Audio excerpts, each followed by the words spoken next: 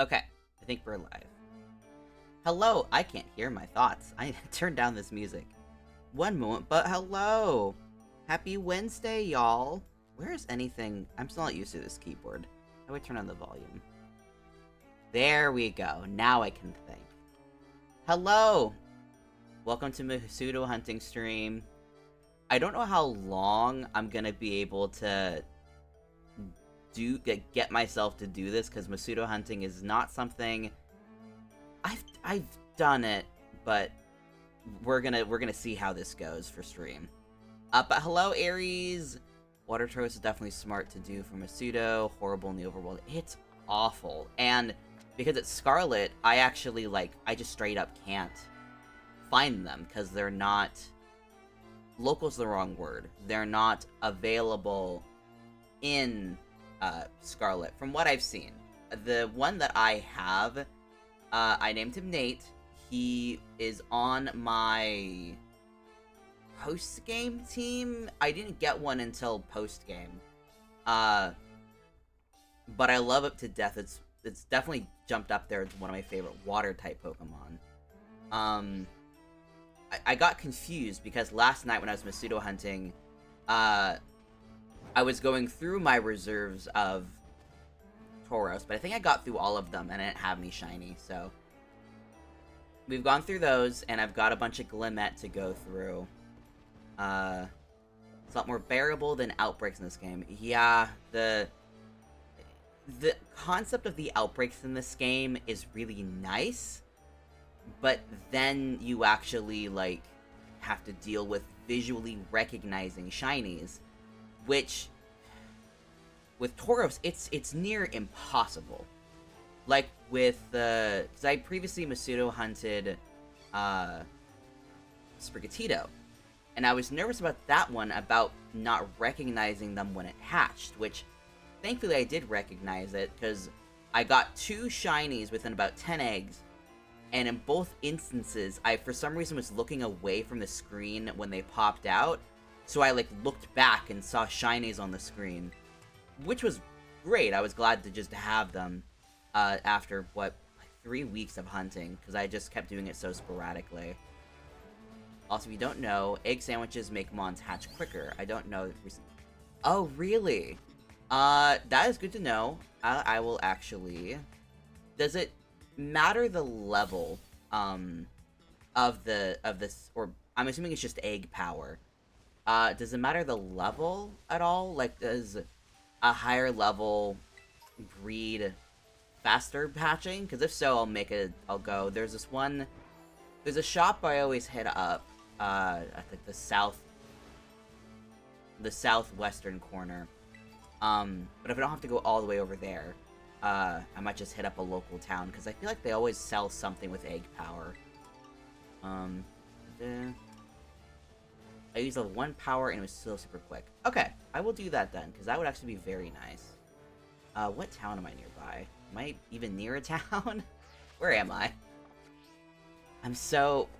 I only play this game right now to do Masuda hunting, and every time I feel like I'm relearning the button controls. Carcafa? Do they have something? They did. They had something. Let me grab them. I think what I'm going to do today, when I'm just doing shiny hunting on my own, I typically just go over to the Pokemon Tower, and I just set it up to run around in a circle, because then I can look at other stuff when I'm going. But I think... Let's see, where am I going? But I think today I'm going to go with... Oh, we got a Hatchin'. I'm going to just start running around in the overworld, because I did that previously when I was shiny hunting, and I found that a lot more fun, because sometimes you just run into shinies, which is very interesting. I actually have... I am hatching a shiny, the Glimmet, because I originally had a Glimora on my team. Where was the thing? Nope. I had a Glimora on my team, but I do actually have a shiny Glimora that I just caught. But I'm hoping... Where is... I saw someone selling stuff. Was it even in this town? I'll have to run around.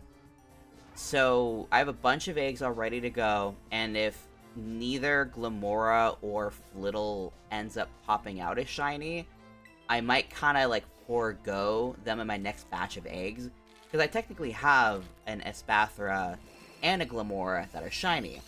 Their stats are just middling, and I like trained all of these up so that like they have basically perfect stats when they pop out. It would just be preferred to have a stronger set of them.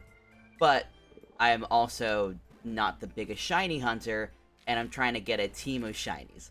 So, if I gotta make compromises to make my vision happen, I'm going to. But that's... we will run into that on another day. I kind of wish I wasn't hatching right now, because I'm trying to figure out this town. I might just go to that, the psychic town, just to grab an egg thingy. Sometimes compromises must be made. Yeah, and it's not like... Like, I know my team. I know my team rocks. So... And I'll probably want to do some Terra raids anyway, because I will probably want to update the Terra types of the Pokemon I have, because likely, I'm not going to have quite all that I want. Like with, my Tauros, I want to give it a ground Terra, which is not even possible with for like to originally happen, because it's a water fighting type. Because I have a ground Terra with my original one, and my goodness, it's extremely useful, especially because really nothing else on my team is really all that good in terms of, like, we don't have ground type otherwise. Why am I going so slow? I'm not on my dragon. But yeah, I have options, I have other stuff I'm going to be wanting to do, and if I have to default to my two okay statted shinies, they're still... Espathra is a monster when you get it, like, set up correctly. It gave me such delight when, like, I originally just caught Flittle and leveled it up in my main game. A joke is the wrong word, but it just seemed such a silly Pokemon, and my original plan was to get the Farigiraf and have that evolve, because I've always been a fan of Girafarig, and I was excited to see that it was like, oh, it's getting what are they called? My brain is blanking. It got an evolution, and I was excited about that, and I was like, I'll level up this Flittle because I want to get the evolution anyway for the Dex, and then I will go to the Girafarig. And then I fell in love with the Spathra, and then I discovered that it was a monster with Dazzling Gleam. And everyone was like, oh man, this thing's like a parade float, it's like stupid looking, and I was like, no, it's good that it looks like a parade float. It's so silly, I love it. And then I multiple times watch people do that final fight against Gita, and so many people got stalled on that Espathra. And it gave me such delight to be like, good, people are recognizing that this thing is a beast if you use it right. Which is like was one of the only areas in that final battle where Gita actually used her team well. God, everything that needs and probably didn't need to be said about that champion fight has likely already been said. I just wish her team had been reorganized. It's especially because I came in with a Glamora and it was my lead Pokemon, and I didn't know ahead of time that Gita basically had half of my team, which was wild going into that. And then seeing her utilize Glamora in, like, the worst way possible. Like, that's not a... You don't end a fight with that. You start with that. And you make everyone's lives worse with Glamora. And then you hit them with... and then you hit them with the Spathra. Flittle should have had a middle Evo. From a design standpoint, I feel that, because I don't feel like the design really makes sense. But I don't feel like it's missing it. Like, I don't know if this is a popular, unpopular opinion, whatever. I don't really feel like middle evolutions add much. They're good from, like a power creep standpoint. You don't want everything to go from 120 to 500 points immediately. I always feel like a middle evolution is, for the most part, it's gonna be kind of lazy, because it's just trying to get from point 1 to point B. I don't want point 5. I like that it goes from a weird orb to Lady Gaga. Big Lady Gaga bird! I just want to know how a little guy went from being Lady Gaga bird. She doth not need to explain herself. It's like in those old movies where it's like, the nerd girl wears the glasses and then takes it off and it's like, you're beautiful. It's the mystery of it. How it's supposed to actually make sense design-wise, no clue. I wish that Flittle looked like anything else. I get the concept is supposed to be a chick to a full-grown bird. Flittle does not resemble a chick any way, shape, or form. I just think that Flittle is a bad design, and I think it could have been something else. I respect that they went for something that didn't just look straight up like a bird, but it doesn't look like anything. So it misses on all marks. I thought Flittle's Evo was going to be jellyfish of some sort. Yeah, that would make a lot more sense than what happened. Granted, I would not want Espathra to be jellyfish, because I loved Espathra dearly. But yeah, like, honestly, Glimmet, I think, would make more sense as a pre-evolution for Espathra than Flittle does. Like, the only thing Flittle has is the colors, and that's it. And that's not saying much. Why am I just falling? Okay.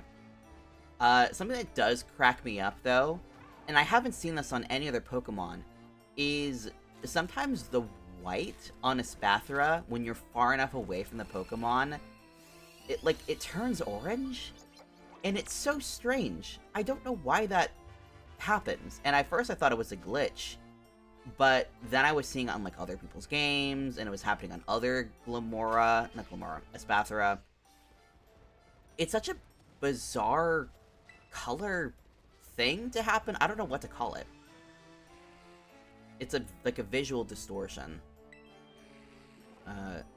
If I was the type to, like, do Fakemon designs, I would definitely be interested in being like, what could a Flittle design look like if it was better suited to be a pre-evolution of bleh, so many words. Who tackled me? Absolutely not. But what would a design of Flittle look like if I thought it would fit better, and then the reverse of, like, what would a Spathra look like if it was more fitting to Flittle's design? The lighting engine in the gen is interesting to say the least. That's a kind way to put it. Interesting is a very kind way to explain anything of the visuals in this game. A friend of mine once told me that, like, oh, like, the issues happening in the game were because it was constantly generating ocean, which I never looked into that, so I have no idea the validity behind that theory. At this point, I've kind of given up in terms of, like, expecting this game to get any better. When I was playing last night, like, I kept falling off the mountain in, like, ways I had never had before. So I feel like this game, just as time goes on, I think it just gets worse. I don't think this game is gonna get better. I think it's just going to get worse, which really does not keep my hopes up for the DLCs. It's so funny because, like, we've seen, like, the promotion art for the DLCs, and it, like, looks so cool, and there's, like, the night festival and everything. In concept, it looks like it looks great. But then you see the actual, like, gameplay of it, and I don't know why it's rubbing me so wrong, but the fact that the visuals for the DLC in-game that we are seeing for at least the Ogre Mask one, the first one, it's all in day, which I was under the impression it was gonna be like a night festival themed thing, so it confuses me while the promo visuals are during the day. I don't know. It's a very nitpicky thing. But my expectations are low. I don't know. I haven't done a Pokemon DLC since, like, Platinum, which I feel like it's basically the equivalent of a DLC is of that game. So I don't really have any expectations to compare it to. I never did the DLCs for Sword and Shield. They didn't seem like they were interesting. I liked Sword and Shield, not for its story. And so I didn't even finish Sword and Shield. I beat the Elite Four and everything. But the whole, like, Swordbert thing, I got to, like, the fight at the lab, and I got so frustrated by the way the story was continuing to suck. And then I learned that I was going to have to do a fight against Hob, where he had, like, the sword dog that was insane, versus the shield dog that was, like, not at all gonna be able to stand up against the sword dog. And I was like, you know what? I don't think that I want to waste time with the rest of this narrative that's just gonna make me mad. Because the story in that game is so bad. And it hurts because I loved the way that they presented the gym league. It made me so nostalgic for, like, doing, like, sport tournaments when I was younger. And it resonated with me in such a wonderful way. And then the story was ass. I'm hopeful, but still pessimistic. Yeah, that's kind of how I'm feeling. I'm hopeful, but I'm incredibly pessimistic, and I'm not going to be shocked if it performs as well or worse. My hope is that whatever these DLCs are, they are in, like, isolated areas, so maybe that will help with the performance issues, because it's such a big island, and, like, my god, when you look in the distance and see things barely loaded in, it hurts. That windmill in the grass town, that hurts to look at. And so I'm hoping that having everything isolated will prevent that, but I don't know. I don't know what's gonna happen. I also still don't know what the levels are gonna be. I love Sword and Shield with its art style, and that's about it. Yeah, the art style is great. I really love, it was like, it still had the really bright, saturated colors. I'm, like, doing big hand gestures. Like, the visuals were fantastic. I think the towns could have been a little bit more, but considering what we got from the towns in this game, my god, I think that was, like, a fine amount, and we actually could go into buildings, which, wow, I'm still shocked that in this game you can't go into buildings. Like, yeah, for the most part the buildings were pointless, but they were there. Now they're just empty husks. The Pokemon look so good, and same with the character models. Yeah! I love the concepts of, like, the character choice stuff for this game. Like, I know a lot of people complained about the uniforms. I didn't mind it. I was one of those kids growing up who didn't give a rip about uniforms, I was like, all right, cool. I got a limited clothing I can pick from. Great. Especially the DLC uniforms. I really like those. But like this game is so desaturated. Like I think this is the game working correctly right now, outside of whatever the shadow is, ironically. And it looks bad. It looks incorrect. And it's like, oh, friggin' realism. The lighting is like white. Like all like the shine on the side of Koraidon, it's all like white. Like it looks awful. It looks like something that, like, this is absolutely me, like oversimplifying. But it looks like a lighting box I would have made when I was doing like my 3D modeling course in college. And that's not a compliment in any shape or form, because I was bad at 3D modeling. I did not do well in that at all. I couldn't really figure it out. And it's the lighting is just, ugh, especially during day, it just looks awful. Empty husks that half the time don't have a working load zone. Also half the time there's a Pokeball in the middle of it. A fun little surprise. Every house, every room comes with its own special Pokeball. That still cracks me up, that the glitch where, like, when a cutscene would just have a Pokeball in the middle of it. It's so funny. And it's so funny how much it accidentally tripped up people. Like, in the whole sandwich cutscenes, people would be like, I'm so mad I can't go back into that cave. There was a Pokeball in it that I can't get now. And, like, no one knew what was going on when the game first came out, so obviously everyone was like, there's a Pokeball I missed in there. Wonder what the item was nothing. It was nothing, because they broke it. It's crazy to me that this game hasn't had more patches. And, like, the patching it has had has been, like, preventative to keep people from duplicating stuff. Which, I get it. I get making those kinds of patches. But it just kind of feels cynical to be like, don't worry, we'll fix the things that made people have a funner time. And then won't fix the things that are, like, breaking the game, making it look ugly.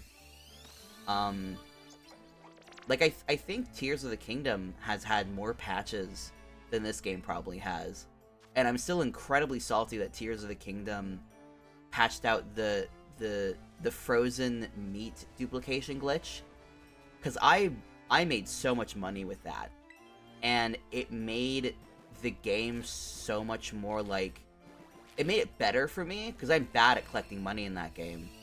And removing the barrier of money in that game, as I would like to in real life as well, not having to think about it and just being able to do what I wanted, because I don't have to think about, oh, I don't have 500 rupees to do this thing. Oh, it just makes life better.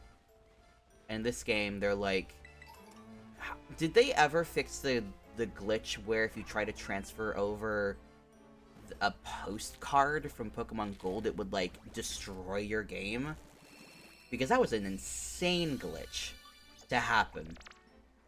And I know at least a while ago, when it was first a thing, it was being looked into, because it was only affecting a really small amount of people. But I never heard a resolution from that. Which, sadly, is probably in part because of how small of an audience it impacted. But hopefully everyone who got impacted by it were able to get their game fixed or recovered or whatever. Also, the whole, like, fake egg thing. I forget what the raid was that was associated with. Oh, what has hit me? Fletchender, go away.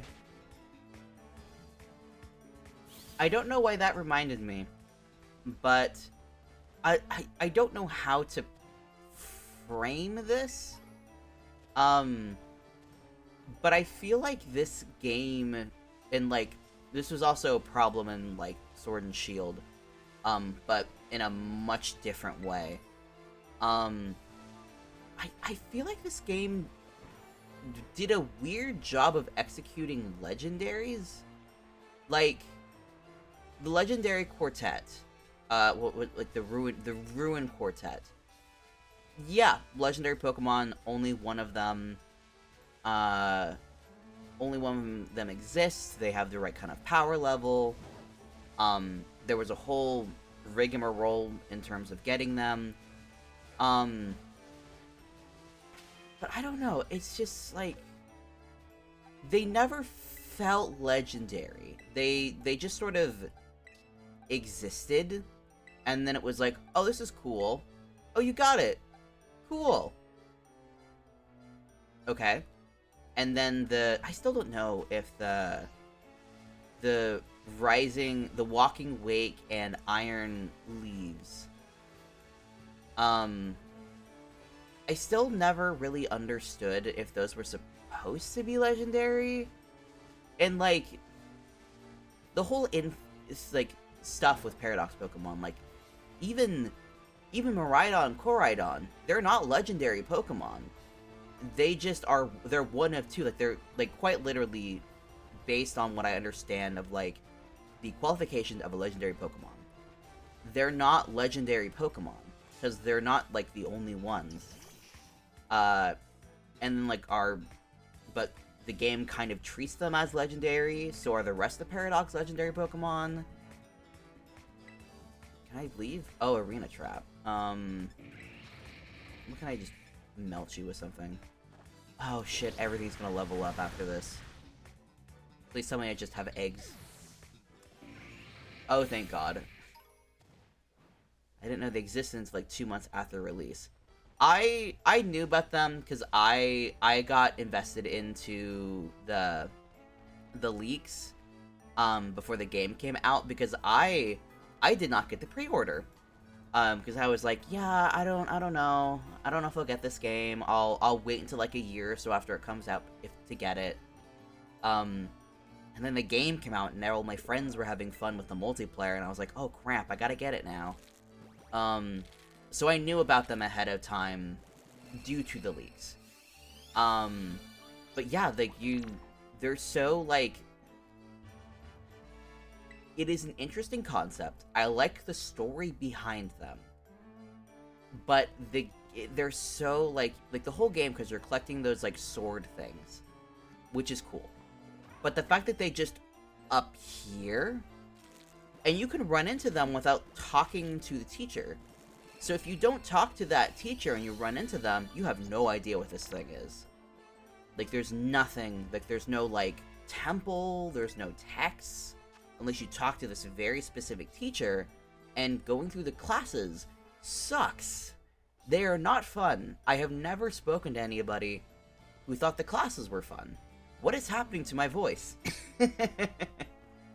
But yeah, like, you have to go through the history course, which, granted, of all of them, I think the history course was one of the best, because it wasn't like, what's 2 plus 10? Or 1 Pokeball plus 9 Pokeball equal how many Pokeball? Oh, it equals 11 because of the way the stores work here.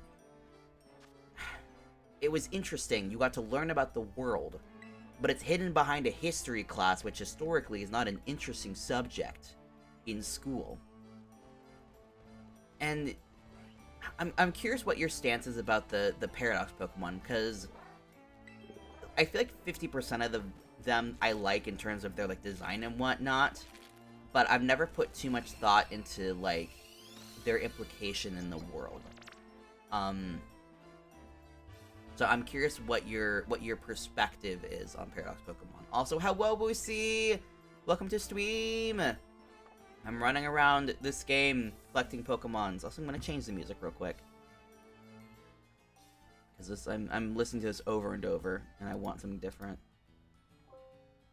Let me see. How loud is video game? I'll turn that down. Like a little bit of video game. Yeah, that's fun. Yeah. Okay. interesting to play this game? I... It's a game. I like the story a lot. But it's a game that I would recommend getting on a discount. If you're up to taking a gamble, there are people on like eBay. I've told people this. I don't know if I've mentioned it to you, Aries. Oh, you have it already. Oh, never mind. Play it. Oh, you could play it on stream maybe. I don't know if you've really even seen much of the game ahead of time. Hi Fido. Hi Poppy. But yeah, DLC is coming out soon. Run around in this desaturated hell of a world. Oh, that's right, your capture card business. If you need a recommendation of something that technically works and it's on the cheaper end, the Genki Shadowcast is what I use, and it's one of the cheaper ones that I found. It's like, I don't know, like $40 right now? I forget. It's definitely on the lower end, and I don't know if it's the cheapest you can get, but it was the best option that I saw when I was looking into streaming a couple years ago. What was I saying? I was going on about, yeah, legendary Pokemon in this game. I like one of my favorite legendary trios, the Platinum Trio, Dialga, Palkia, Giratina. I feel like that game did a fantastic job of crafting the legend and like presenting it, especially Platinum. Because like Diamond and Pearl is basically the same narrative. I have just these Glimmets on me. But yeah, it's basically the same narrative. It's just one's like space and one's like time. Oh, and then you have Dialga, which is a vastly superior design in my opinion. And then you get Platinum, where it's like where both of these get to be represented. Both of these pop up, and Satan. And Giratina is just one of the coolest legendaries, and its origin form is fantastic. And like I don't necessarily mean that every Pokemon game should just repeat that formula for its legendaries, but I just don't feel like the past two games have done that thing was miles away. But I don't feel like the past two games have done a very great job at presenting legendaries. And, like, I have such weird feelings about it, because I love Koraidon to death. My god, do I love this itty-bitty baby boy. I love this little lizard with all of my heart. And I would not trade him for the world. I don't even battle with him. I'm like, no, this is my boy. We hang out. He doesn't battle. He's scored. But I don't know. I don't view it as a legendary Pokemon, but I don't view it as a normal Pokemon. I don't know how to categorize it, and I don't even think I really should categorize it. I feel like the concept of legendary Pokemon at this point, it's such a bloated category that it just kind of loses meaning. So honestly, it might just be better altogether to get rid of the label of legendary Pokemon. But unfortunately, we as humans love, or humanoids, or whatever, us sapient beings, love to categorize things. It is one of our greatest passions, as beings that can think. We love our categories, we love our labels. And I don't really think that a new category should be made. I don't know. It's so complicated. Because it feels good to have the special Pokemon. I was gonna say I'm a ferret. Us sapient beings, some human, some otherwise. I mean, you played the house unpacking game? I forget if it was packing or unpacking. Yeah, we love to sort things. We love to organize. I just... Thankfully, I don't work for the Pokemon Company, so I don't have to be the one actually thinking and making these decisions. And there are so many other people out there who make it their job to think about Pokemon way too much. So they probably have a much better opinion. But I feel like the whole concept of legendaries and mythical Pokemon need like a hard reboot. And I don't know. I don't know how that would be done. Like my only thought is making like a mainline Pokemon game that's simpler, which I probably wouldn't play because like I touched Pokemon Fusion for an hour on stream once and I was like, I hate this. This is so bleh. So it wouldn't be for me. But if Game Freak is like worried about like legendary Pokemon don't make sense anymore, then something needs to happen. Actually, I'm still job hunting right now. I should double check to see if there's anything Pokemon Company has open that I would be available for maybe.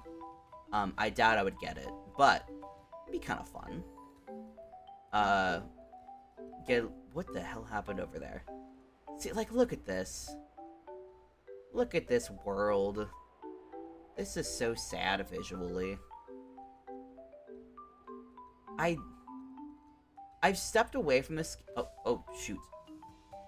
I've stepped away from this game for so long that I'm kind of tempted to do a replay, maybe a themed one. But whenever I've tried to replay mainline Pokemon games, I've never gotten very far. I lose interest pretty quickly.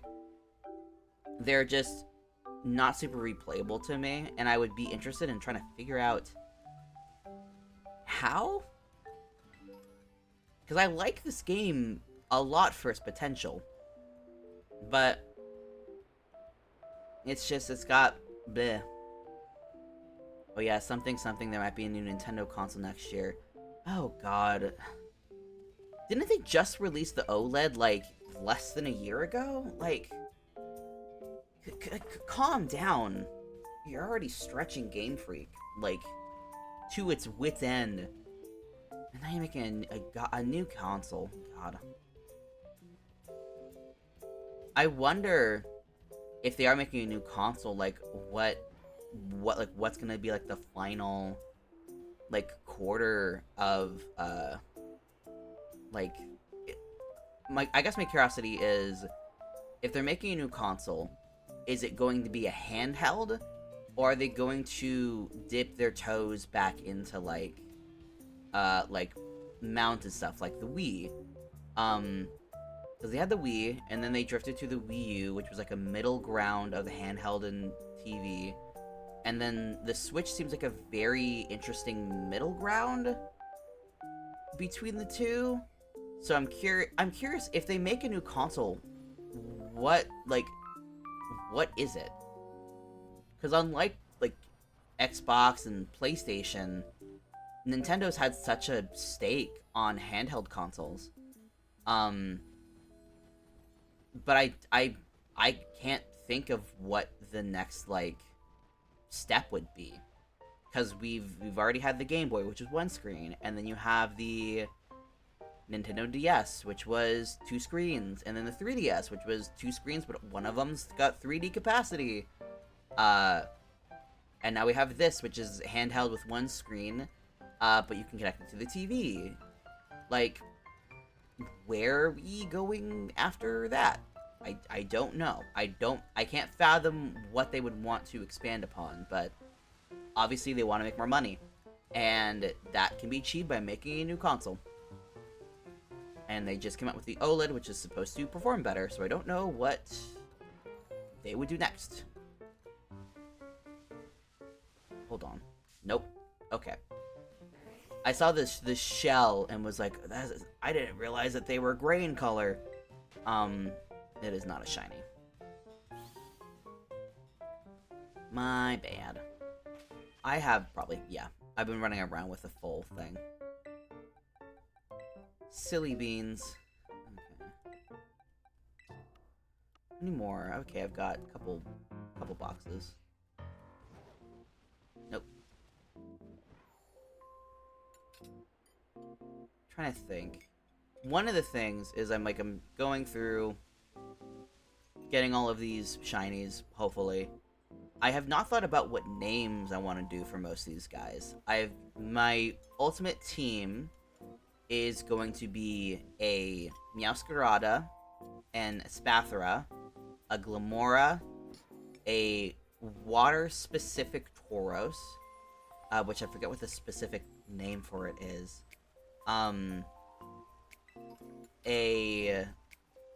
What is it called? It's the purple Charcadet, which I will need assistance leveling it up. Oh god, go away. Whatever purple Charcadet is, that I forget. And then there's one other thing, and it is a Ampharos, which was another post-game Pokemon that I picked up. And I know that because I already have the Sprigatito. It's gonna be named Bingle, after Bingle. I've not thought about the other names though. Because I have a shiny Spathra and a shiny Glamora already. What the big boy? Big boy. I guess we'll fight you real quick. No, we're not. You're water type. What is your... Wait a minute. No, we're gonna beat your ass. Hi, big boy. We're gonna melt you. What level are you? This could be bad. Yeah, let's do this. It's gonna hit. Okay. I believe I have names on the two shinies they have. I believe the Spathra is Chandelier, and what is the other one? The other one is the Glamora, named Radiant Deva, because the original Glamora was named Deva. And I don't know if I'll keep those names if I end up having them on my team. They're not bad names. But I don't know if they're like what I want for my team. I'm trying to think if I have any like thoughts. I definitely don't have any thoughts on the Tauros. My first one was named Nate. And it might honestly be another situation of just like, this is just a name. The other ones though, the purple Charcadet. The first one I named Mittens, because I thought it was very cute. Armarouge, that's it, Armarouge. I was like, sitting here, I'm like, what the hell is it called? Oh, the slippage. Let's see if we get another rushed Pokemon game. Oh god. Like, you know, and thank you for the head pats. Like, you know, it's gonna happen. Like, Pokemon knows that it does not matter how badly put together their games are, they're going to sell. It is an unfortunate fact. The games don't have to be put together well. They quite frankly don't have to be good. They're going to sell from the sheer fact that it is Pokemon. And nothing's really gonna stop that, I don't think, unless some sort of massive controversy occurs. And even then, it's such a force of a brand that it really only benefits Nintendo to continually rush these games, underpay their staff. And it's so sad because there's so many people who work on these projects that have like a lot of passion and a lot of love. And there's so many people in the community who would it's so unfortunate. Um, the way that Nintendo goes about with Pokemon. I wonder. It's been a while since I've looked at any like financial numbers from Nintendo. I wonder how much of their like profit and whatnot is specifically Pokemon. Because it's definitely one of their like most strongest franchises, like that, and my guess is their strongest franchises are probably Pokemon, Mario, and Zelda. And I didn't even hit. I don't know why I didn't go into flight mode there, but there we go. But yeah, Mario, Zelda, and Pokemon. And Pokemon cranks out those numbers cranks out the game so frequently. And then Mario is such a strange entity. It's like Pokemon has a very specific formula. And they always release a main game every 3 to 4 years, and then they got all these side games along the way. And you have Mario, which is just like all over the place. With like what it puts out. Which is not a bad thing, it's just strange. Like what is defined as a Mario game. Like Mario is about a guy who jumps on things. And that's pretty much it. And then everything built off of that is so many things. And this lake is chugging. This lake does not want to exist. I don't like that Slowpoke is presenting behind us. This music is getting loud. There we go. And it ended. Okay. What is that? I need to teleport out of here. I cannot maneuver well. Oh. Are we going? Okay. I just hit the wrong button. Let's explore around the mountain. I think that'd be fun. We gonna go? There we go. Yeah, I'm not holding my breath for performance issues to be implemented in the DLCs at all. I just hope that they can hold together. I forgot how much I spent on them, but I was annoyed at how much I spent on them that I can remember. Oh, calm down. Calm down, little model. Also, this is such a specific beef. I am so frustrated by the red and orange hair options in this game. They are crap. It's so bad. You cannot pick a red that is not like an awful neon tone. And I'm so frustrated by that. Like, they have like 3 different options for red, and they all are awful. Like, it's nothing remotely normal looking, and I'm pretty sure they got characters wandering around with like those hair colors. But they just like, nope.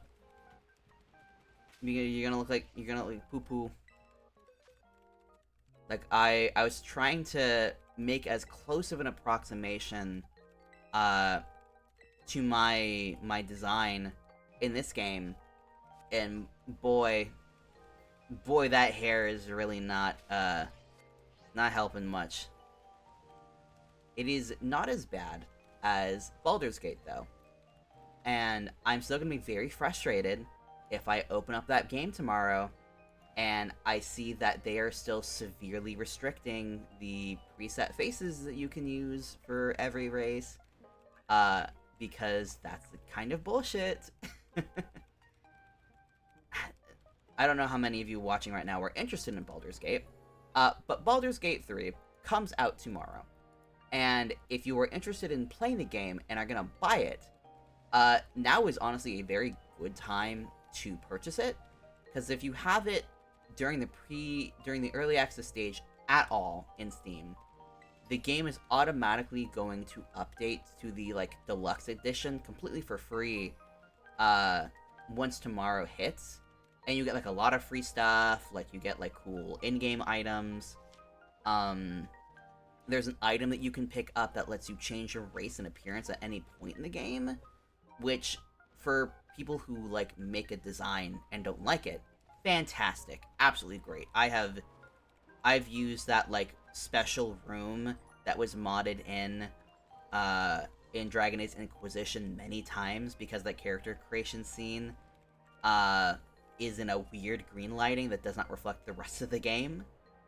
Um and also for people who like to min-max and are like, oh, I know if I go into this situation as an elf, it'll be more beneficial. But I'm currently a tiefling, so let me just switch that up real quick. Which is extremely valid. It's not how I'll likely use the item, but it's a very nice item for people who want to do stuff like that. But my god, if we don't get more options for the faces, because like every race based on the body's gender you pick, like every race gets like 5 to 6 face presets, and that's it. And they're different from race to race, which is good. But like if you are playing a tiefling character, but you want the face from one of the elf characters, at least in early access, you're kind of shit out of luck. Like you have like 6 options as a tiefling, as a what's the right word to put this? Because it's weird. Because it's really nice because the character creator splits up the body and the identity gender. So you can pick the female body with like titty and thin waist. But you can still have your character regarded as a male character in terms of like pronouns, and you can pick a masculine voice or a feminine voice regardless of the body type, which is extremely cool. And non-binary is an option, which is also extremely cool. I do wish that the voices were not all just British, and I'm now feeling the effects of the egg being gone. And I'm gonna get that back real quick. Where's my teleportation? But like there are 4 voices, which I'm not even like I don't think they necessarily should have had more voice acting options, because it's already 4 different like voices having to like do all of the dialogue for the character, which I don't know how long that would have taken. I imagine there's a lot of dialogue for all the internal thoughts, but they're all just like generic man, generic woman, British, which if you don't want a British accent, you're playing the wrong game, unfortunately. But like I was assuming, oh, because there's the face preset, and there were no like facial sliders, so I figured, oh, maybe sliders are coming in the full game. And then I found an article where the devs were like, yeah, no, we don't want sliders because we want the player to have more options. It was I respect the choice from the devs to not put sliders in, just have preset faces. I respect that. Their explanation was like nothing. There was nothing about it that made any sense. And then the fact that they made so many preset faces, but they're restricted behind the races, and they're very stereotypical. Like you have like these very like kind of sharper, sallow faces for all the tieflings. Dwarves all have these like really like round faces, and it's like these are really cool faces, but the fact that they are restricted behind races, it feels weird. It feels weird, and it's also frustrating because I was trying to make my design. I was trying to make me in it, and granted, there's no satyr option, so I definitely had to compromise already. I could not find anything that remotely matched like my features in any of like the races that would have made sense. And like I made an elf, and I was like, maybe I can just compromise with this. And as soon as the game started rolling, I was like, this is incorrect. This is wrong. This is bad. And I just hope that there's more flexibility when the game goes live. At the very least, they're putting in the horn color options, which is like, the fact that it wasn't there initially is kind of like, it's early access. There's really like not a lot to complain about because it was early access for years, and the fact that they're putting this in at all is great. But it's so weird that it's coming in so last minute. It's like horn colors. That should be obvious. They're not all brown. But I'm complaining a lot for a game that I barely touched. And some people have probably put hundreds of hours into the early access, which I have not. I have played it for maybe 3 hours. And I imagine I'll have fun with it once I actually start going. Why are you all stressed? Okay, there was something over here. I wanted to see this slide, because I remember in the game itself. That was so weird, it wouldn't let me deploy the wings again. Interesting. Ugh. Every time I stream, I'm like, I'm gonna put on, for some reason, a long sleeve shirt. And then I'm like, it's hot. I should have put on a short sleeve shirt. It's my San Diego one, though. It's my parents got it for me when they were visiting San Diego. I don't know why. They were like, hey, we got this for you. I'm like, great. I love free clothing. That looks decent. Oh, why did I say short sleeve mode? Get those guns out.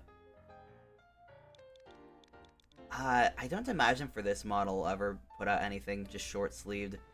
Because all of the feminine shirts are like suctioned to the titty. Which would probably make me very dysphoric. I mean, we were at a very weird and thin line with this character design. We play with the gender, but we're playing on a thin wire with it. Is that shiny? I don't think so. No, I think we're fine. Oh, we stopped. Eh.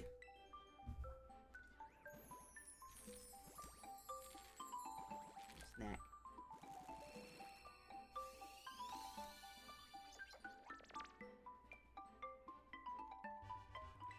I've seen so many damn Glimettes. But none of these are shiny. Not a single one.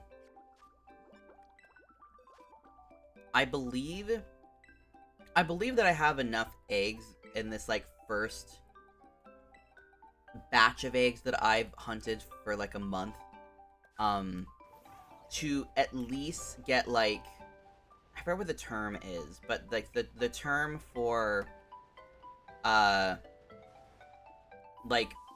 I have enough eggs to equal whatever the percentile is for getting a Masuda hunted shiny, with the shiny charm.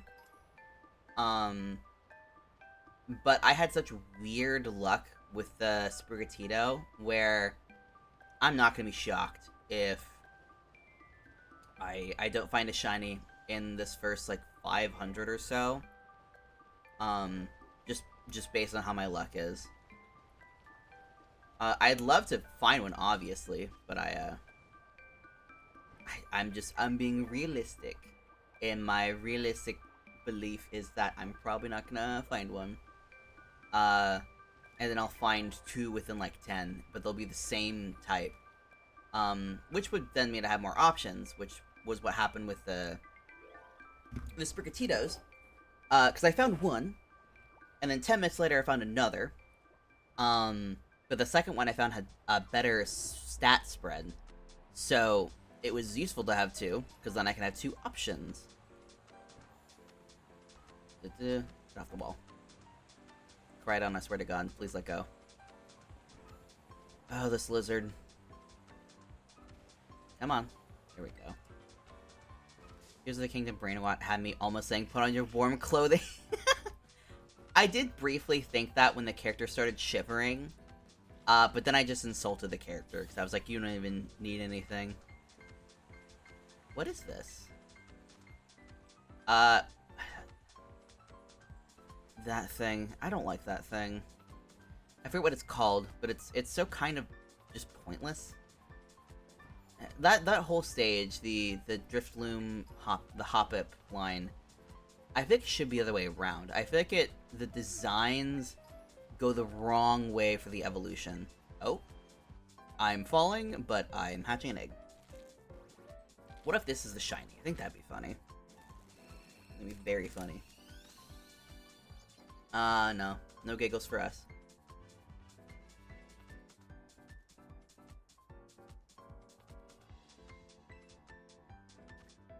I like that the webcam tracks me taking a bite. I find that very funny. My phone made a noise. 1 second. This could be... I've been waiting for an email all afternoon. It's not. Dang it. I've been a little behind the scenes. And I've mentioned it on Twitter, so it's not like a surprise. I have been waiting for like 2 weeks on a logo commission. And I finally got back the like attempt 1 at like the final design, and it looks fantastic. But there's just a couple revisions I have requested on it. Like there's a couple details on it that I've like removed, and like one element on it I'd like moved down. And then I want like a separate version of the logo with one element removed. Which if the artist doesn't end up wanting to do the second iteration, I can just like edit it myself. It's not very hard. But I figured I'd just request them just to like have it more like properly done. It's not a big change to the logo itself. But it would just... It's like an element that's making the logo weirdly tall. That I think would look great in some contexts, and I think would look a little weird in others. But I've been waiting all day to get like an update from the artist.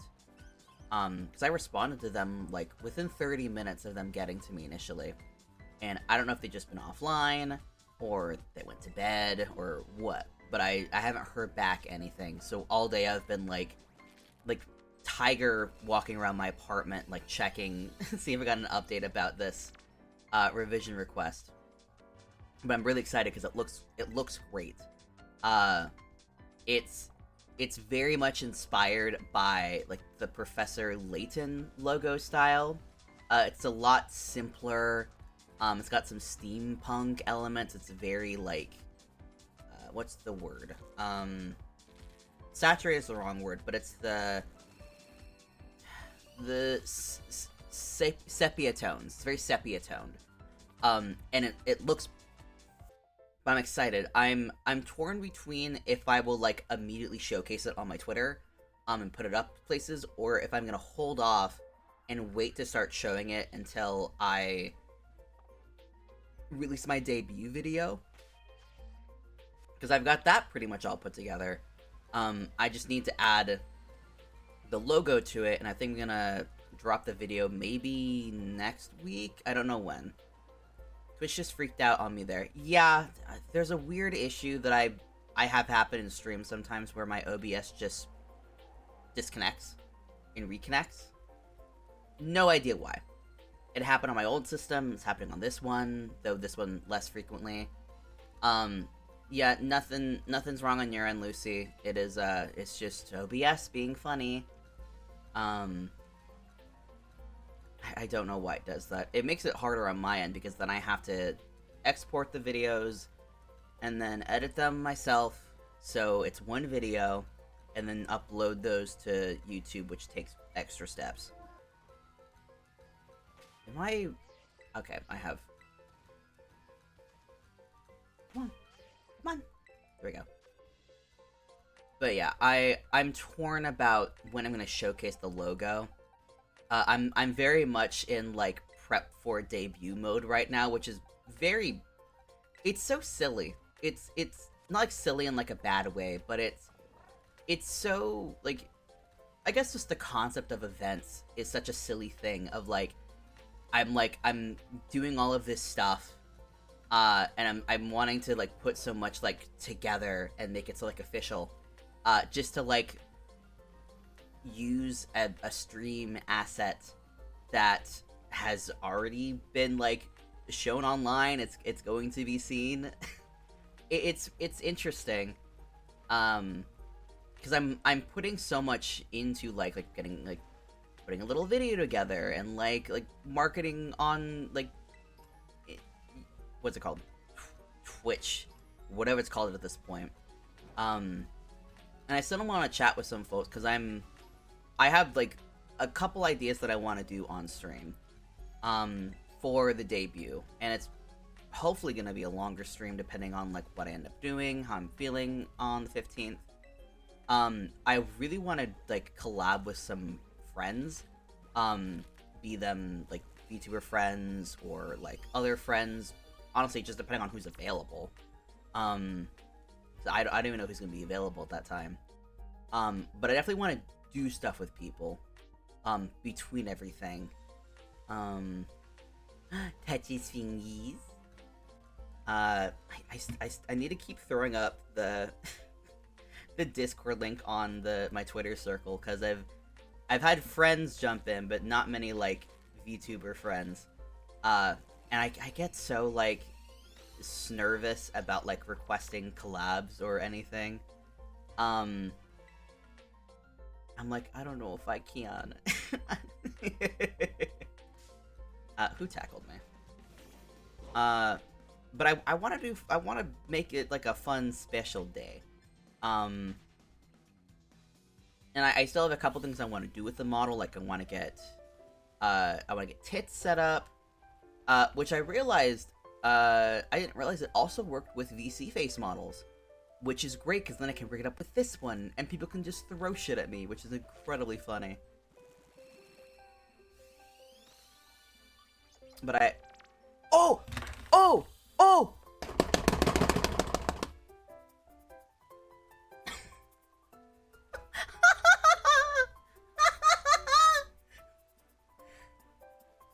Let's go! Oh shit! I like wasn't even processing.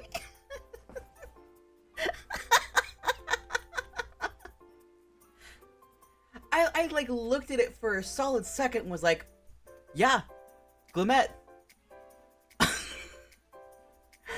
Let's go! After all of these shit talking I did early about how, like, I'm not gonna find a damn shiny. Let's go! Let's go! Do you have any recommendations for names, Lucy, since you are here as this thing has been caught? I don't have any set names yet, for this thing, but if you have any recommendations at this time, do let me know. I'm gonna take a bite of my little thing here.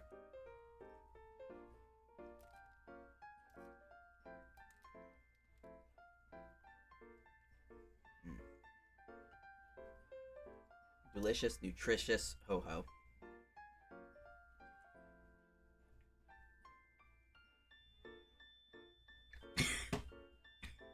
Yeah, I'm live with shiny hunting. Hell yeah. Hell yeah, stream elements. You're damn right I'm live. We're doing it.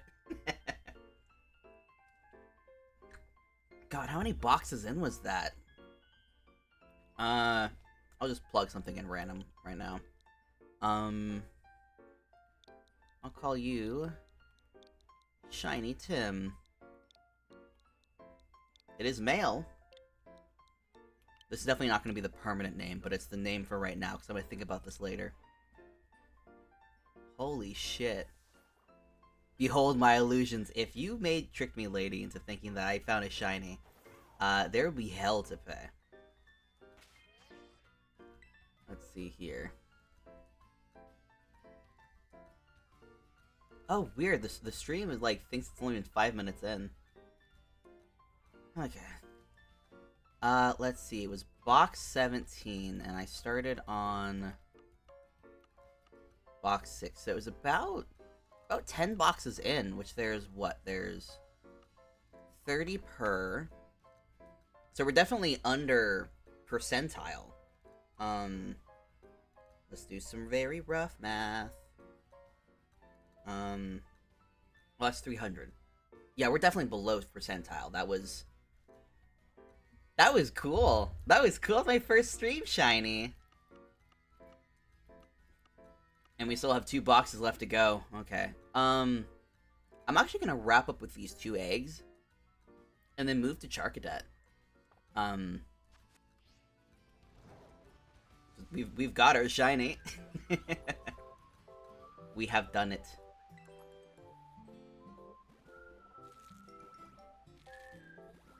I can't believe I was full expecting to find nothing in the stream. My phone's going off. Who is messaging me?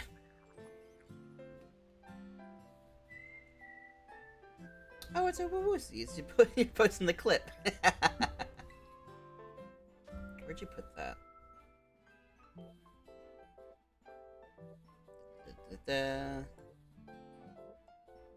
Oh, you can stick that in the... I'm going to double check it's actually viable for you to do anything. You can actually stick that clip into the clips and uploads channel if you would like to.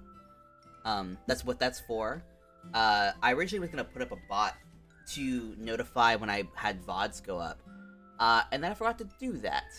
So I'll probably do that at some point. Let's see. I'm not allowed in there. You're not? You should be. Let me double check.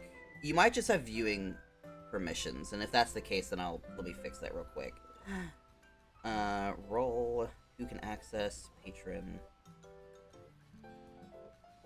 Can I edit it? Let me edit, please. Ah. Okay. Now you should have permission. I will request that I'll specify this. What is happening? It's like freaking shooting stars. What the hell is happening? I will say, night looks so good in this game. It's just daytime that looks so bad. But yeah, for the clips and uploads channel, I request to not don't have conversations in that channel. It's just for posting the links. Yeah, it's more just like a hub for the links. Let me actually specify that in the settings.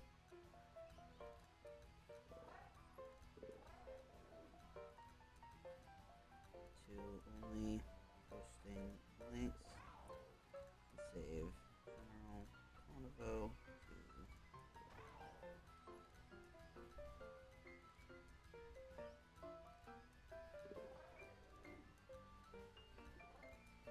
There we go. Thank you for clipping that, Lucy. A feed, if you will. Oh, I can literally. That's there. I forgot there was a word for that. Let me mark that. I forgot that was the word for that type of thing. There we go. All right. Is there one more? There's one more. Let me hatch this last one. And then we will move over to Charcadet. Oh? What are the chances this is also shiny? It's not, but that's fine. I need to throw out this last one. Let's see. How do I access team? Shiny Tim, make you lead? And this makes you out in the world. Oh, baby. I'm gonna take a photo of this with my camera. document this moment. Just don't turn away, Tim. There we go.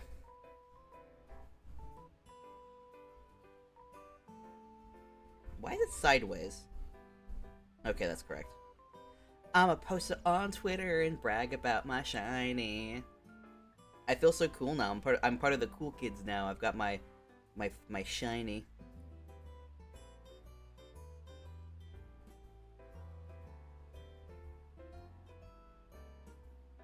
Whenever I try to go and update the information on a picture on Twitter, I keep clicking the like additional reply. It's driving me nuts. A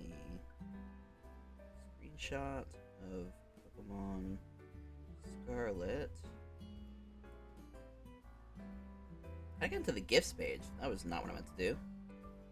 Featuring a trainer stretching and a shiny event. There we go. Alright. Alright, Shiny Tim, where'd you go? What's up, my good boy?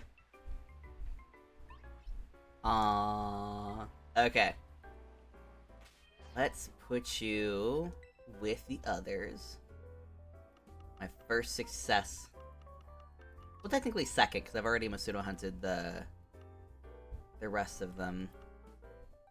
Okay, let's see. We've got... Why are you here? These are all my like past Pokemon, and then these were the babies that I had trained up. I guess all the Pokemon I'm going to be ending up with are going to be technically the grandchildren of the original team, because I went through them. I will hydrate, thank you.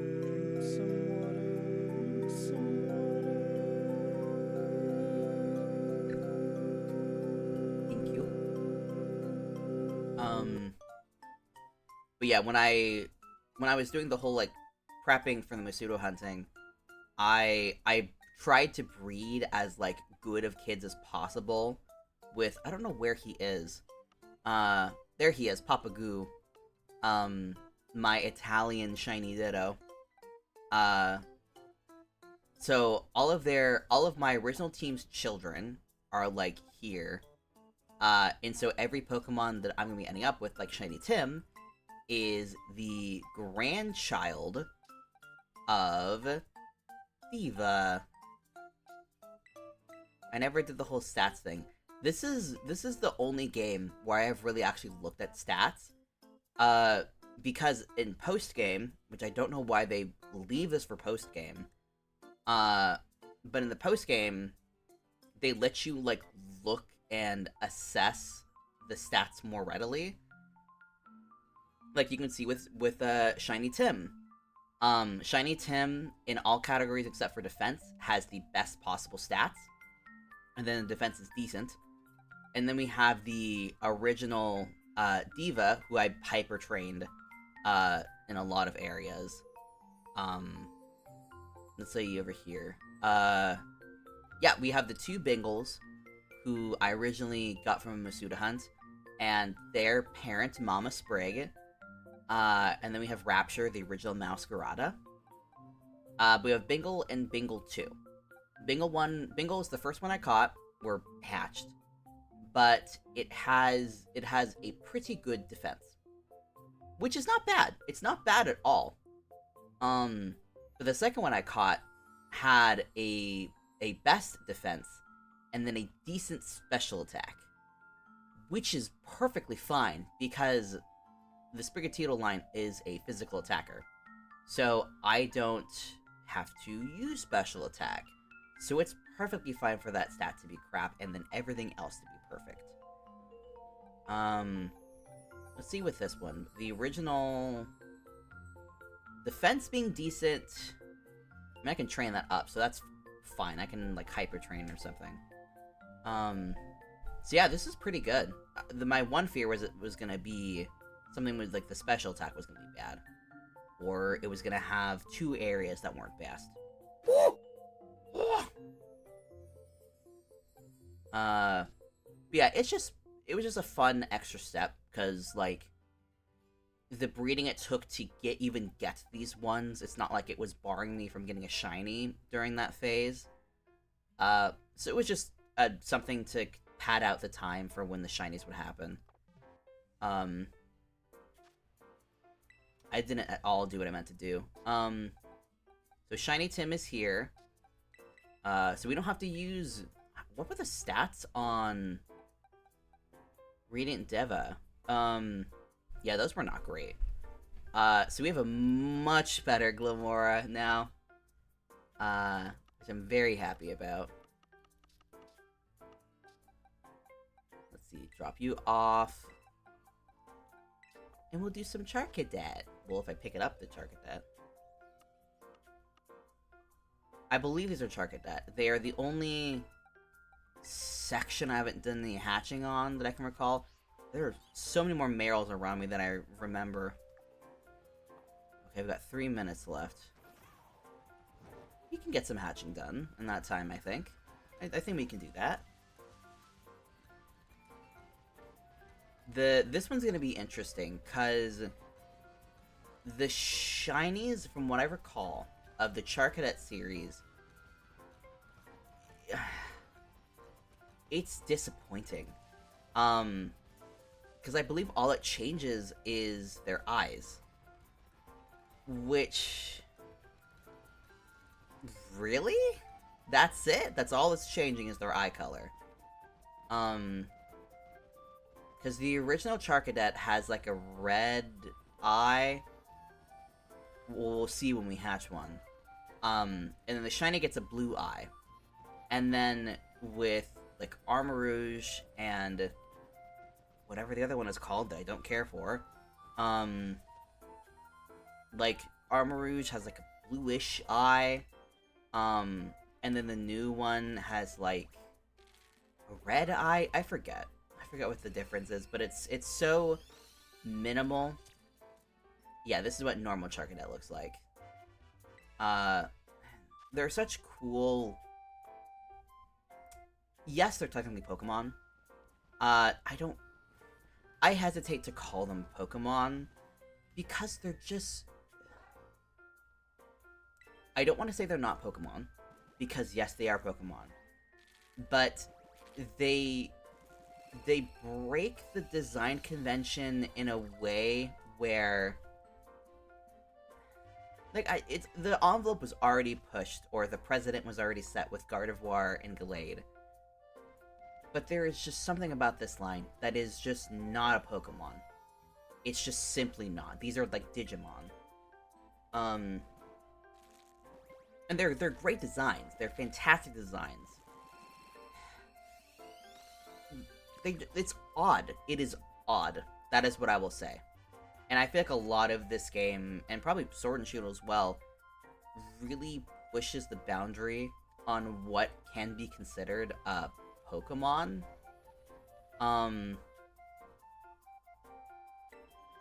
And kind of at the end of the day, you have to admit that the series is not... It's just not going into a direction where I'm like, I don't feel like I'm being catered to. I feel like it's no longer for me, which is fine. Hear me out, Sema. I'm listening. Yarly did...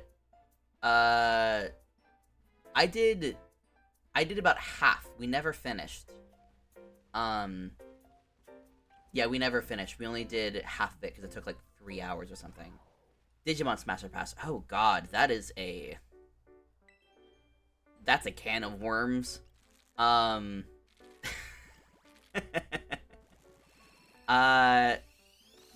that'd be interesting. I don't know if there's like a list in the same way that there is Pokemon though.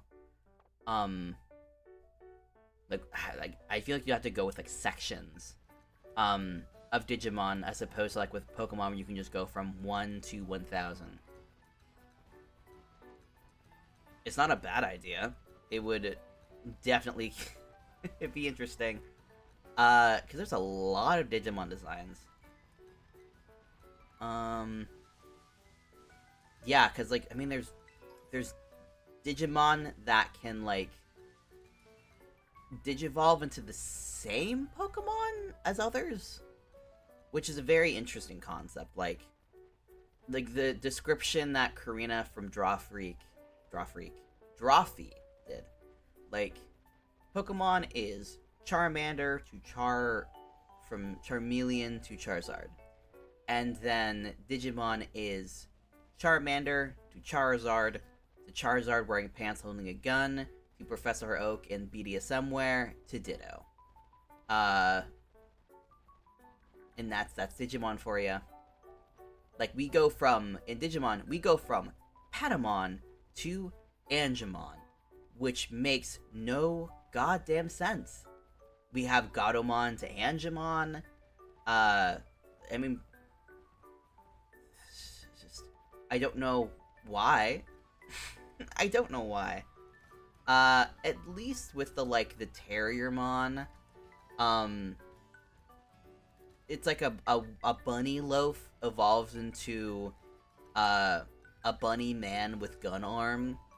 And then you have, I think it's Terriermon? No, not Terriermon. There's the brown and pink variant on Terriermon that it can do two things. It can do this like weird mangy rabbit thing, and then there's like more of a put together rabbit girl thing. And then I think it can also be Cherubimon, unless I'm like losing my mind and it's just like really similar design motifs.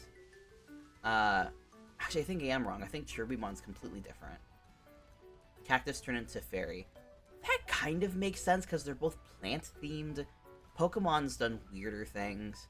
Like for God's sakes, we have Flittle and Flittle and Espathra, which doesn't make sense beyond the colors. I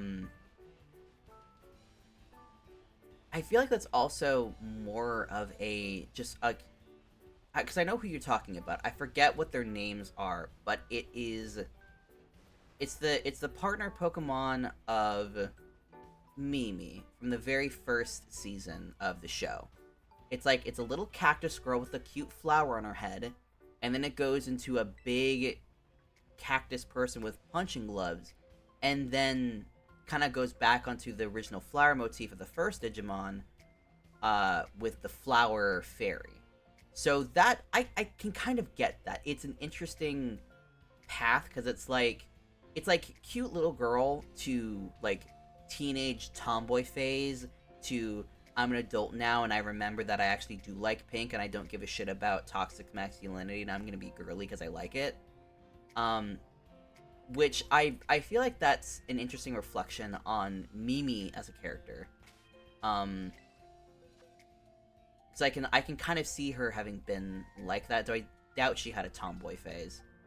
What I recall of her, I also believe she was American, if I'm not mistaken. The cowboy hat. Yeah, I think she was American. It's been so long since I've watched any of the shows. I was thinking about Digimon Frontier?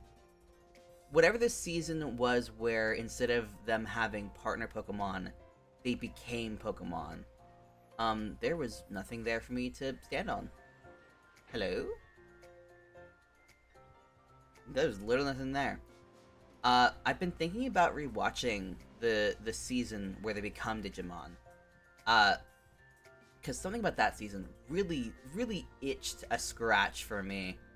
That the other season did not really capture, but that season and the one where they're in the real world first, where like Renamon is a thing. Spirit evolution, wig and gender. honestly, if you as a child resonated with the concept of transforming into beast, you're probably queer and probably got something going on with the gender. I am in the water. But that season and the one where they're in the real world and there's like Terriermon, Renamon, Uh, those 2 seasons of the show really resonated with me. Beast Spirit Evolution. Oh my, fantastic. Such good shit. Such good shit. Ugh, stretching. Uh, it is so funny though that my two favorite seasons of Digimon, neither of them feature my favorite Digimon from what I can remember, Wizardmon. I love that boy. I love him so much. He's just a little guy, and he gets drunk, and he gets murdered violently. Those transformations served. They did. They did. I didn't watch magical girl shows when I was younger. Those were my magical show. Those were my magical girl shows. Hey, Sema, what if we just stopped Siri and pulled up YouTube to watch those transformations? When I wrap up, how many? Let's see. What do I got? I got a full box. When I get through these eggs, I would not be against that. Come on, climb up this cliff. It's been so long since I've watched those shows. I've been thinking about it because I recently started listening to like Vocaloid music more on YouTube. And I listen to a lot of music via just like picking one of those pre-generated playlists on YouTube and going at it. And so it starts to filter in a lot of Japanese music. And like a lot of like media-based Japanese music. So I've been seeing a lot of like Digimon like themed or based music videos. And one of them, I don't know what the song is because it's like characters that I don't read. But the art for the video is like all the kids like doing like mid like spirit evolution, and it's really cool art. And it's been making me very nostalgic for the show. And the theme song, I don't remember the theme song. I imagine it's still bussin'. Character that I don't read, like kanji. Like I can't read kanji, at all. Like I can kind of recognize when it's like Japanese characters, Korean characters, Chinese characters. But it's like, those are lines on the screen. I don't know what they mean. Also, aside that, I hate that Matt and Sora got...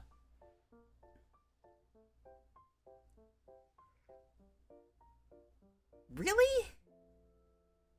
Like from season 1? Huh?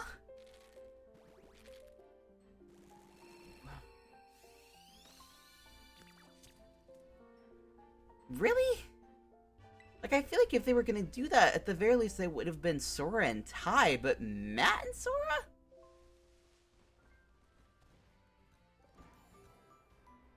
I feel like if anybody in that group was gonna get paired up, it was gonna be literally their younger siblings than what I would have guessed. Because I feel like they had a closer connection from what I recall. Oh, were you a Sora and Tai fan?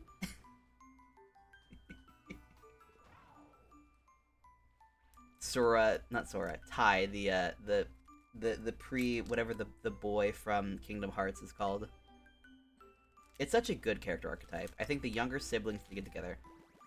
Awkward considering their older siblings got married. I think you gotta race to see who can get married first.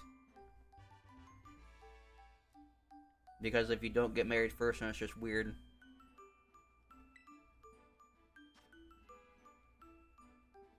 Shark Cadet. I've never spoken to this man. I don't know if I fought anybody around here. Let me see. Hello there, I'm Pokemon League rep. We're having some nice Pokemon battles? I don't know, actually. It's been a long time. I've defeated one. I doubt the prize is gonna be worth it, my guy. I was a die-hard Matt and Mimi shipper. Oh, I see, I see.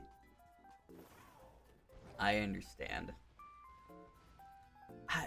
It cracks me up, because I I didn't understand like the concept of shipping when I was younger. Like it wasn't even until like high school, like sophomore year of high school, that I was even introduced to the concept and been projected onto Mimi. Okay, that's incredibly fair.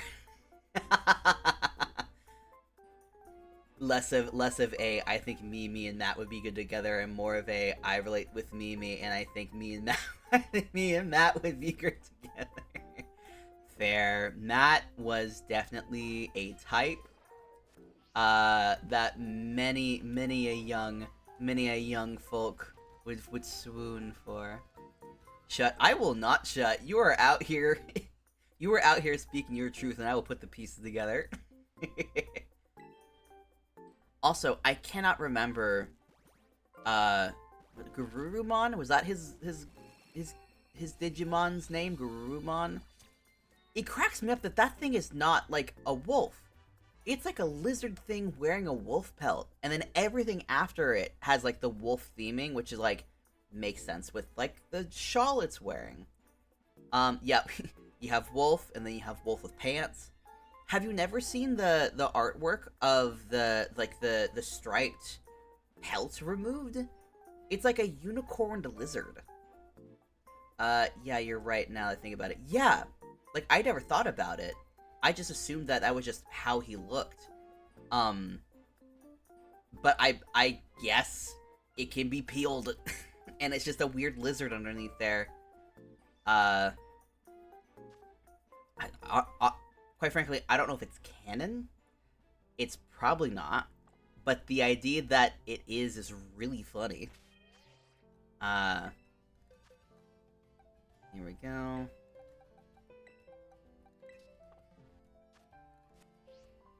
Okay.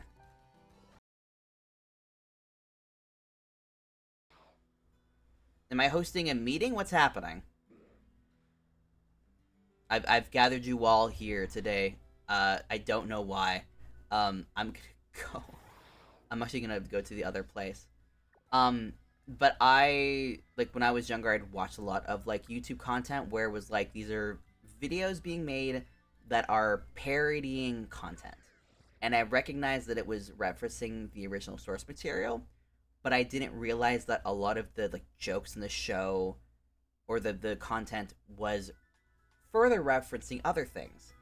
So there was some joke from Yu-Gi-Oh! Bridge that I made in high school to someone. And he was like, "Oh, I didn't know that you like Beavis and Butthead," and I was like, "What the hell is that?" Um, so I'm like, am not surprised that there are people who maybe think that certain songs come from TikTok if all they do is spend time on TikTok, and don't have a wider breadth of things. Um, but yeah, it just it irks me when people are like dismissive towards like music because they're like, oh, it's used a lot on TikTok. It's like, okay, I wonder why. Oh, it's fun music.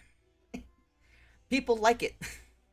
And sometimes it was made years before TikTok was even a sparkle in your eye.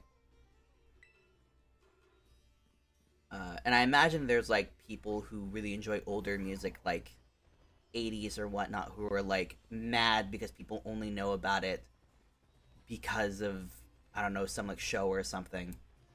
And that's probably just a thing in general when like a younger generation interacts with a medium through a different lens than the original context, and then you who knows the original context is like, "Arr, arr, arr, arr."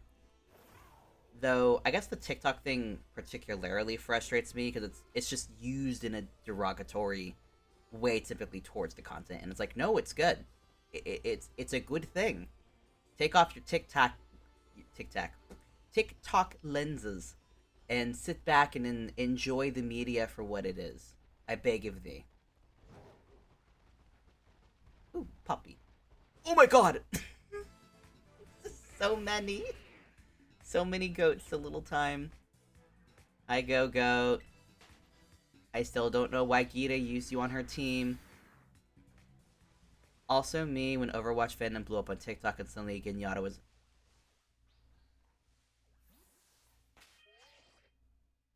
What?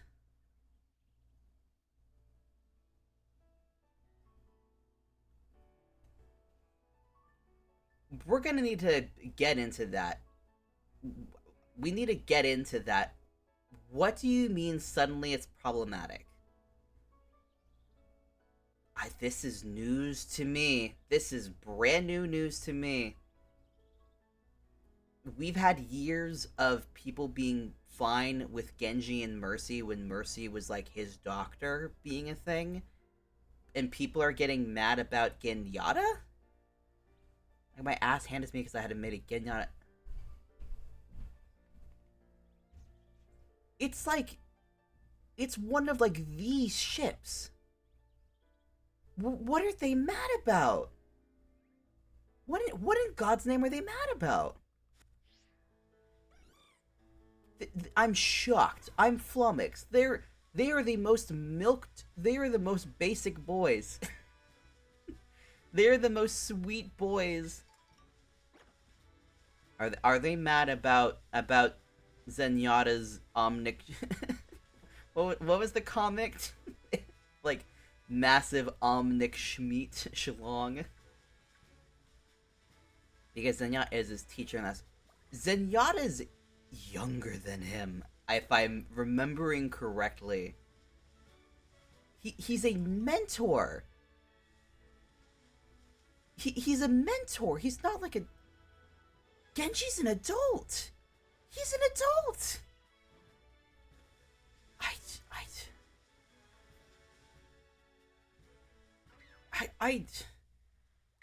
The term "go touch grass" is so overused, and it loses meaning a lot. But there are some people who need to touch grass and lay down in it.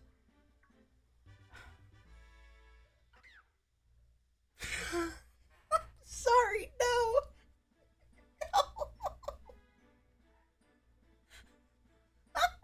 No.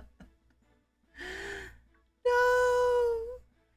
Zenyatta is not his father figure. No. Awful. Dreadful. I hate it. I hate it. I hate the internet. I don't even care about Overwatch anymore.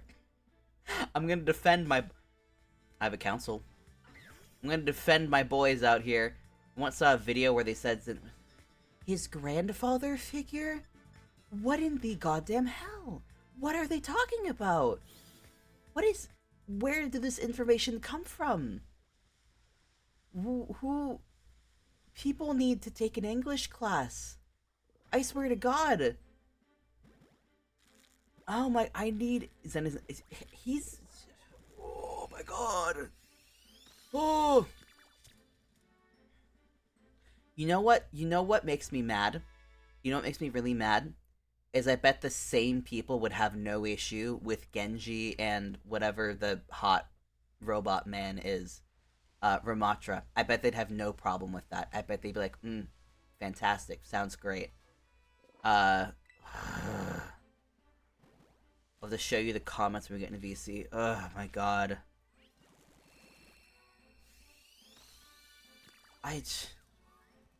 Like, there are sometimes parts of me that are like, oh man, I'm kind of sad that I never personally really got into like shipping communities outside of like the original Macan zone.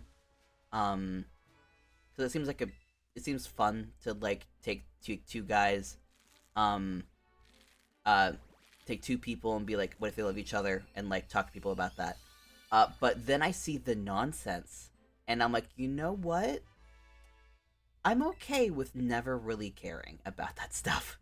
Because there's some dumb shit that goes on in those circles. Because they're not bio brother.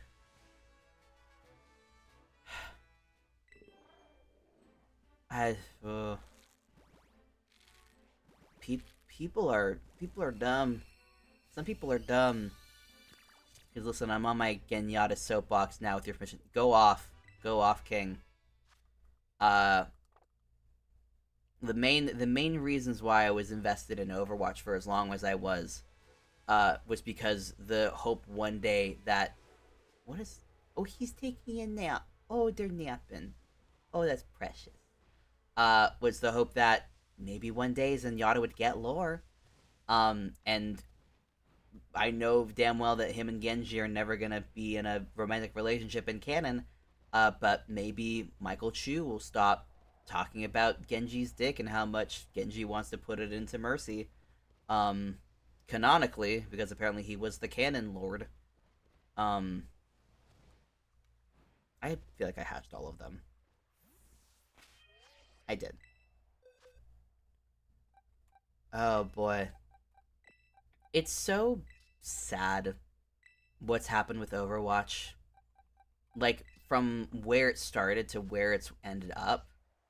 Like, it's I feel like there's got to be a lot of potential for like papers or essays about the the concept of Overwatch and how it's kind of been transformed over the years.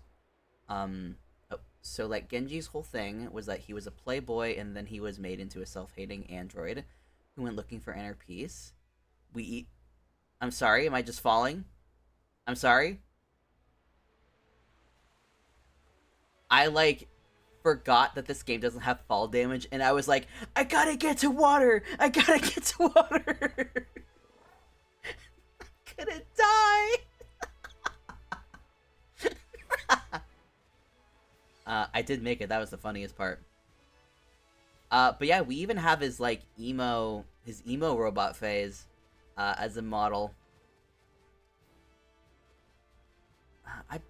Honestly, I say that the game is ripe for video essays. I bet a million video essays have been made about the promise of Overwatch, and the fall of it that I just have never seen because I'm not on that side of YouTube.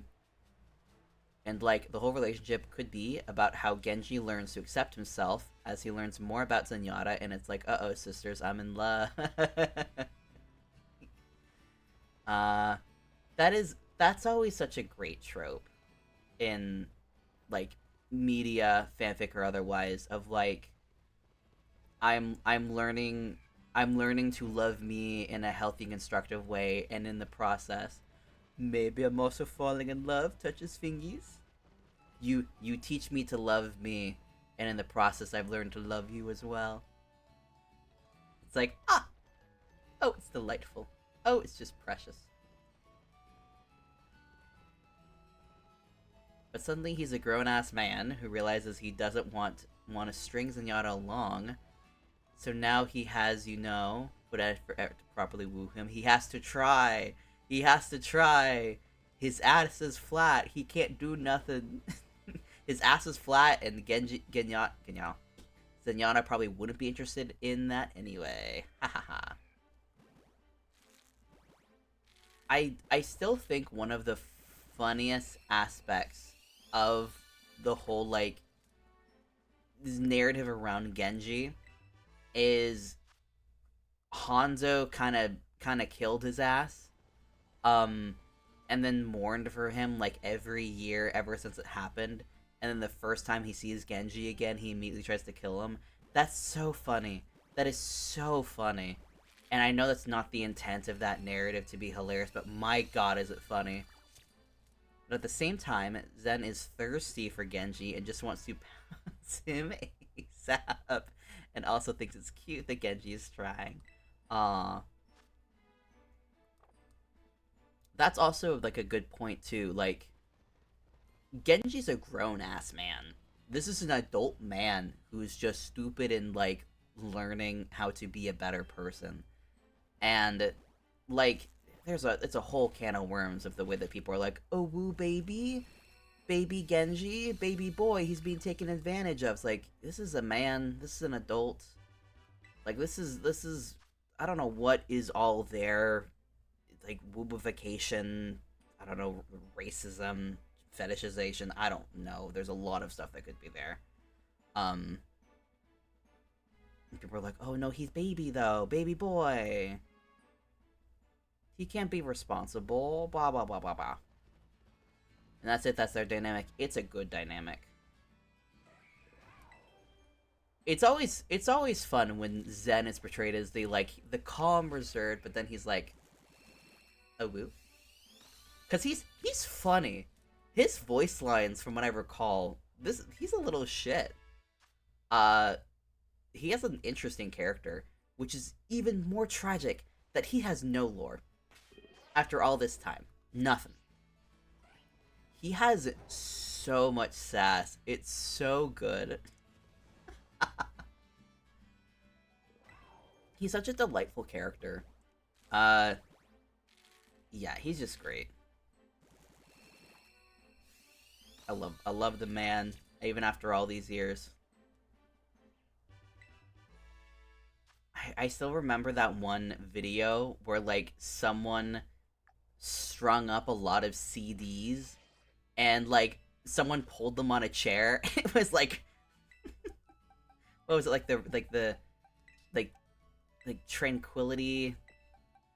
I forget what his ult line is, but like whatever it was. It's canon. I was there. Like Genji pulled up the Shambali and thought Zen was a giant sucker for trying to spar with him before he kicks his ass.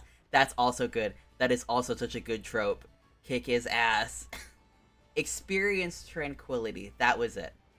I could not remember for the life of me. I was like, Trick, sleep, feel good. I feel like Zenyatta is the kind of person who would ironically hang up like an eat, pray, love sign in his house. Uh, like knowing full well how stupid it is. Okay, I shut about Overwatch now. Listen, Overwatch is always relevant to dunk about. I was kind of touching upon it before you went onto the soapbox. Uh, it's so like it's such a fascinating case study of like a franchise that like it started so strong. It started so incredibly strong. And if I had to guess, I think the game where it is today is where the developers wanted to take it eventually.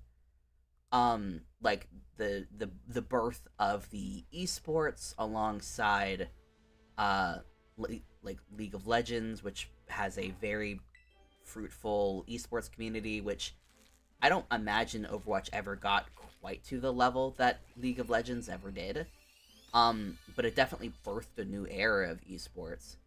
But it's so interesting how such a vocal side of the Overwatch community, like the side that I'm most familiar with. So I don't honestly know how big the Overwatch community was in regards to the side that was interested in the narrative and the story and the characters of it all.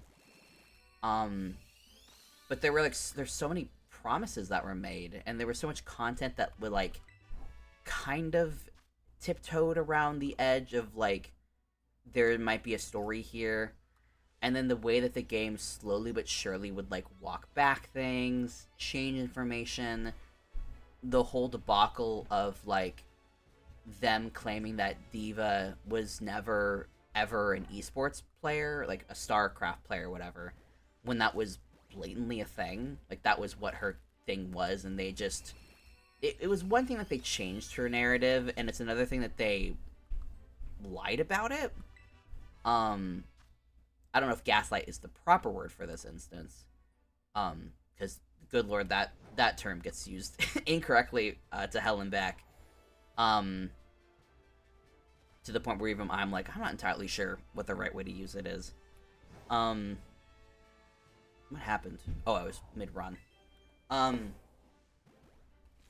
But like the whole like narrative around the game is so just like not there.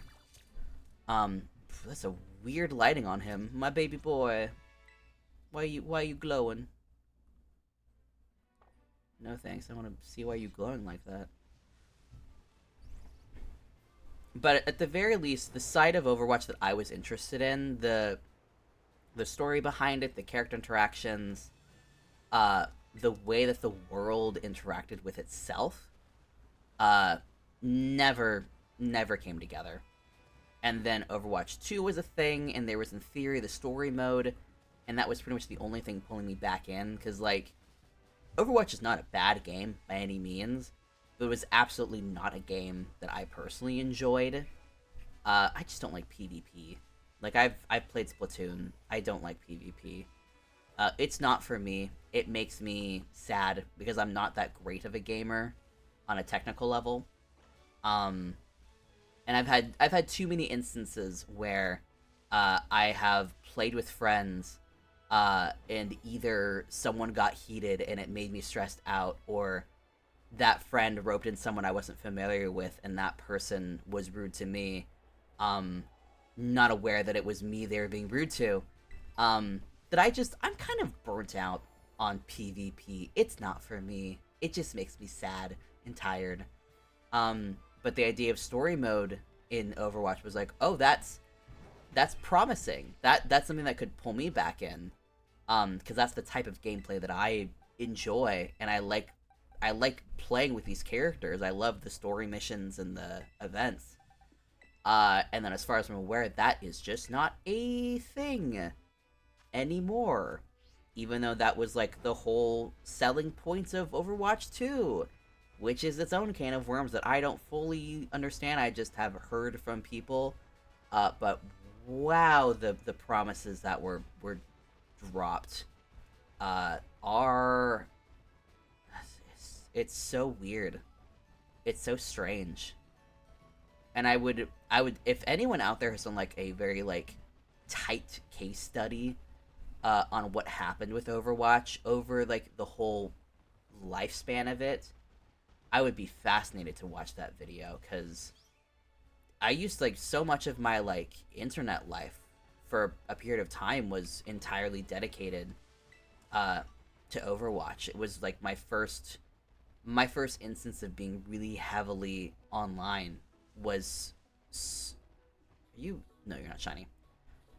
Was so like based around Overwatch, and to have like watched it kind of fall apart is there's a morbid curiosity there, that I imagine I'm not alone.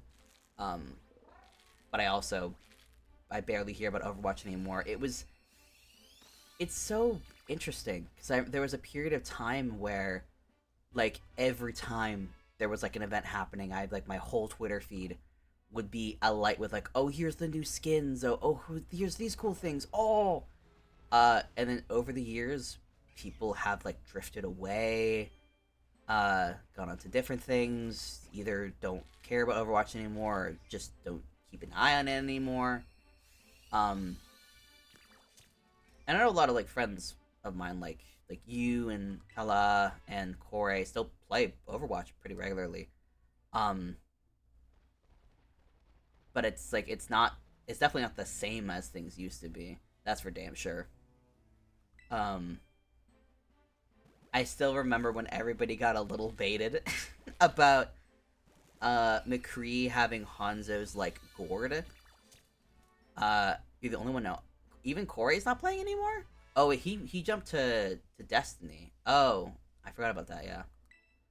Uh, but yeah, everyone. I think the last time anyone got baited was that gourd that McCree had on his, or whatever his name is now. I don't friggin' know.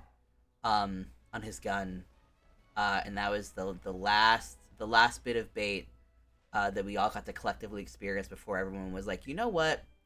No. We're done. We're done with this. I'm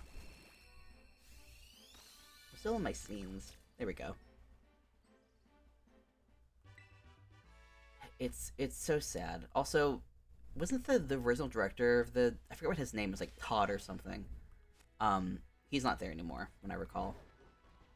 Actually, I think you're supposed to get like sandwiches or something from your. I need to talk to the mom because I haven't talked to her in a very long time, and I think there's something from her I'm supposed to get that I never did. Let me just see. Oh, chocolate that hatched from an egg. So it's like I'm double checking if I got any emails. Oh, it's still from this damn cooking site. Eh. there's a chef on YouTube who I watch a lot of his videos called like Andy Cooks, and he came out with a cookbook that I wanted to get, but it's only available on one site, and it's like $60 with the price of the book and the shipping. Um, I don't want it that bad. Mancha, good to have you home. You Pokemon look weary. Okay, we're healing. Are you gonna give me anything? Nice long nap. Oh, is the mom looks like she just... Mom, you're not looking at anything. You're looking a little weird. Doesn't matter whether you're a person or a Pokemon, we only take time to rest. Oh, I either have what she was gonna give me. Oh, new fridge. I think I might already have what she was supposed to give me. Oh, I was gonna see if I could hatch an egg inside, but I guess I just hatched the last one. Dang. Alright. Let's see, any shinies? I don't think so. I think I would have noticed that. The whole sparkle effect really helps. Am I almost done with the Charcadets? Okay, no, I just flicked through these really fast. I was like, damn! I did not have as many as I thought I did. Let's see here. Let me outside! Let me go! Honestly, if Overwatch just released, like, a mode where you can just, like, play Junkenstein, I'd be tempted to go back. I love Junkenstein. Junkenstein and the Blackwatch mission, I liked a lot. I never liked the one where you were, like, transporting Maximilian. It was weirdly slow, and I imagine I imagine the idea behind it was like it felt really cool, and it looks cool, but it just the pace of it was a little eh. Uh, the the the mission in Britain, that was always very cool. The story behind it's a little weird. The whole like metaphor that Overwatch tries to do with the Omnics just does not really land when you have things like Null Sector existing. But the actual like mission behind it was always cool, and the like difficulty behind it was interesting. I miss Overwatch's heyday. That was a very cool period in my like career as someone who likes to play games. Because that was my very first exploration into console games. Beyond like the ancient Xbox 360 that my dad got from like a pawn shop when I was younger, where my sisters and I would play Pac-Man and bowling and DDR. It was like my very first proper foray into console gaming. I still remember that I had like heart palpitations when I got the Hanzo skin that was like the casual outfit that he had in the Christmas comic. I still remember like going absolutely apeshit when I landed that in a box. Because that was all everyone wanted. we were absolutely scrunging for crumbs after all those years. It was like 3 years after the game went live or something. Because I remember I was still in college when that happened. The one we bullied Blizzard about, yeah, because they gave him like weird white hair. It was so weird. They were like, he's got like a little like white hair in the back. It's like, why? You've been undercut. What the hell are you doing? Because it was like, it wasn't even like salt and pepper. Like it wasn't even classy. It was just like a weird sheet of white in the back. And did he have a white beard too? I forget. And piss pants. I forgot about the piss pants. Yeah, he had piss pants. There's some instances where like fans get a bit like extreme with stuff. I think that was a fair amount.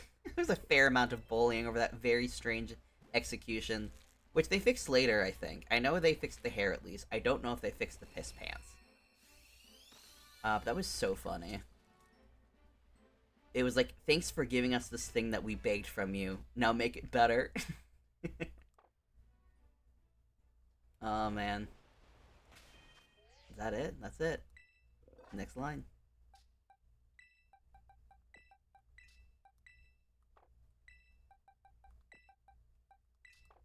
And then McCree.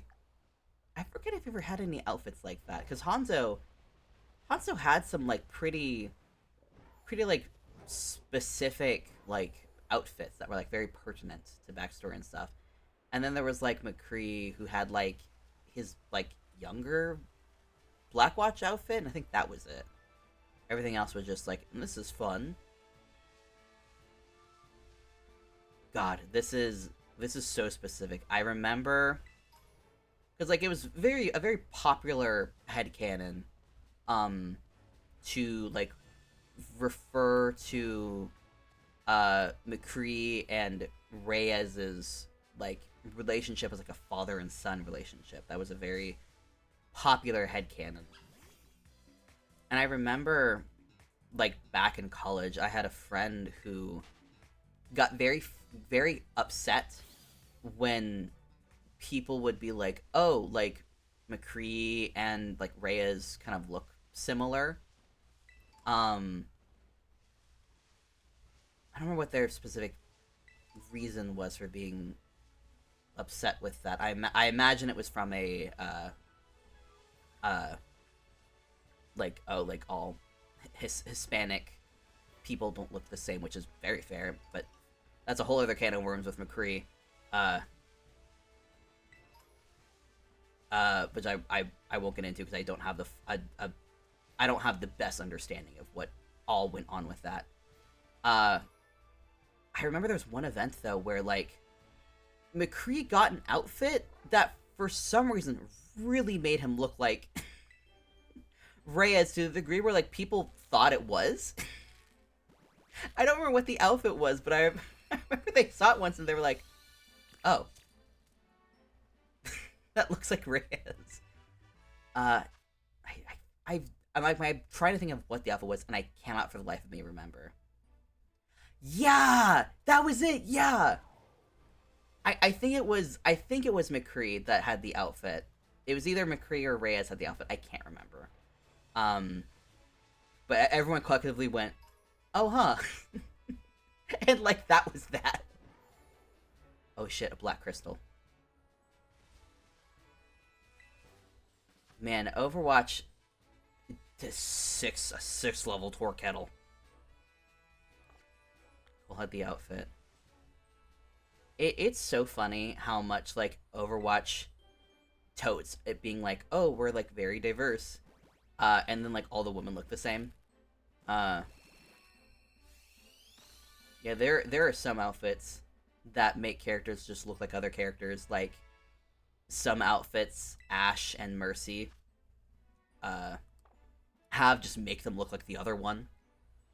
Like, when Ashe first was announced, some people thought it was a skin for Mercy, which is a very understandable mistake to make because they look the same.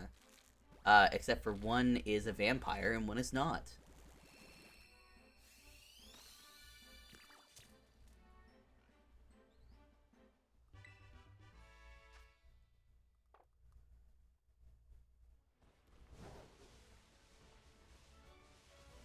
But yeah, Overwatch was a thing that existed. And even today, TF2 is still going strong. I think they just added, like, a new mode or something. I was watching an RT Games video earlier today, and, like, they added, like, a new maximum amount of people you can have in a server, so it's, like, up to 100 now or something. I don't know if it's 100 per team or if it's 100 in total. But that is a game that has lived despite literally everything. Like, that game is a cockroach, and I appreciate it so much. At a very short stint where I played TF2. And it was fun. I played it before I played any Overwatch.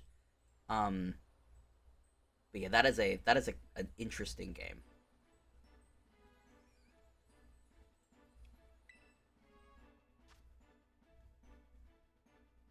Sorry, I'm chewing. I would kind of be interested in touching it again. Like, I don't know, playing it for a stream or something. I remember having a ton of fun playing medic or heavy. Those were, I think, my two favorite classes to play. And I couldn't play the demolitionist. I remember I had a lot of trouble with that because I had not really used a mouse before, in like a gaming capacity, and actually had to steal a mouse from my dad because I was trying to play it on a laptop with a touchpad, and you can't really right click. I actually remember when I was trying to play TF2, you had to go through a tutorial first, and I got stuck in the tutorial because I couldn't right click. Uh, which was my very first introduction to having to use a mouse in a like non like I'm just sitting at my computer doing things. I just tried to interact with that rock because my instinct was like, that feels like suspicious. Maybe it's a Korok rock. Uh, wow, open world games have a lot of the same beats, and that is a thing. I don't know if it's necessarily a good or a bad thing. Uh, but playing playing these games, this playing this game immediately after a very long stint of playing Tears of the Kingdom, I keep having instincts that are not quite helping me out here. At least this game doesn't have fall damage, which is very nice, but I don't have a great system for walking around. What is that? The two creatures were like, in my mind, it was like reading as the same one, and those colors were interesting. I think I have already hatched my thing. I did. I think I'm gonna get through this box, and then I will probably call stream. I feel like that will be a good stopping point. Uh, I'm at 230 now. Despite what one of my Twitch stats, I need to look more into what's causing my OBS to disconnect because it's not every stream. Um, but it's happening enough that it makes me feel like maybe there's something I can do to fix it. I thought that was a shiny. I got so excited. Uh, but yeah, the disconnects, there haven't been a massive problem, but it's just annoying. And it makes it so that I have to do a lot more manual work to get my VODs up, which is annoying. Which does remind me, because I have my VOD channel on YouTube. Go check it out. I also have a Twitter. Go check that out. But I have like the next like week or so all set up. Um, and I have the VOD for my the town's loading for the last episode of Tears of the Kingdom, the finale. And typically I would have had it go live much sooner, but I wanted to do a custom thumbnail for it, and I just haven't yet. That's my only barrier right now is I haven't done that. But I keep putting it off, mostly because I wanted to dedicate my art time to Art Fight, which is now wrapped up. So I want to do that, but I don't have a strong idea yet of what I want to do, but I want to do something special for the final thumbnail. Um, I've pivoted away from my original, like, I don't want to go in that tunnel. Oh, I'm not going in the tunnel. But when I was first doing thumbnails, I would always do art, and that was fun, but it took a lot of time that I don't emotionally have right now. Not quite the right word for it, but you know. Um, and then I started just doing edits. And I've got that like that basic art that I like the one I used for all of Tears of the Kingdom, where it was just my little guy in front of a fireplace and then the logo of the game. But I want to do something. I want to do something different for the final thumbnail because I think that'd be nice. A little return to form. Um, After all this time, I just don't have a ton of time right now. Between like job searching, uh, and working on the 2D debut stuff, uh, that I still have stuff to do for it. I'm just slipping and sliding for no reason. But I imagine I'll put something together in the next week or so, whenever it goes out. I think it's set to go off on the 8th, so yeah, I'll need to pick it up. That's a week from now, and I don't really want to delay it much longer. Granted, no one really watches the VODs channel. It's just there for the sake of archiving. Um, I don't know. It's nice to think that maybe people are actually following it. Um, it's possible. But who knows? What the hell was happening on the screen? It was like flashing weird. Who the hell knows? Shark had a nickname. No. You're not shiny. You don't get a name. Is that a door? Oh. Well, I have to hatch this child first, and then we can try the door. I would love to get back into the building. I want to see Miss Rika. Oh. Oh, he got run over. Bubba, no. Bubba, no, he got hit by bike. Okay. I doubt I can get in, but what if I could? No. Ugh. Why can't I enter the building? I can't re-challenge them, can I? I've never really spent as much time with the Pokemon game post the game as I have with this one. Like I apparently missed an entire like adventure at the end of Platinum, which I had no idea about because my philosophy with games tends to be when I hit the credits, I'm done. I I value having my conclusions and I value having a complete narrative. Like Pokemon Explorers of Sky uh is I think the only game outside of Scarlet because for whatever reason. Um, but Explorers of Sky is the only game I have managed to make any serious progress in a post game story. And I got stuck because I got stuck in a. I didn't like dying in that game because you lose your items, and that's kind of. It feels shitty. Um, and I got stuck in a part of the game where I couldn't beat a boss. It was like Rayquaza or something. Um, I couldn't beat a boss and I got stuck. Actually, it might have been Palkia because I don't think Rayquaza's a boss in that. But I got stuck and I couldn't beat it. And one second, if I had some weird audio stuff because of desktop audio being on, my apologies. I just realized I never switched the audio back. I forgot what I was saying.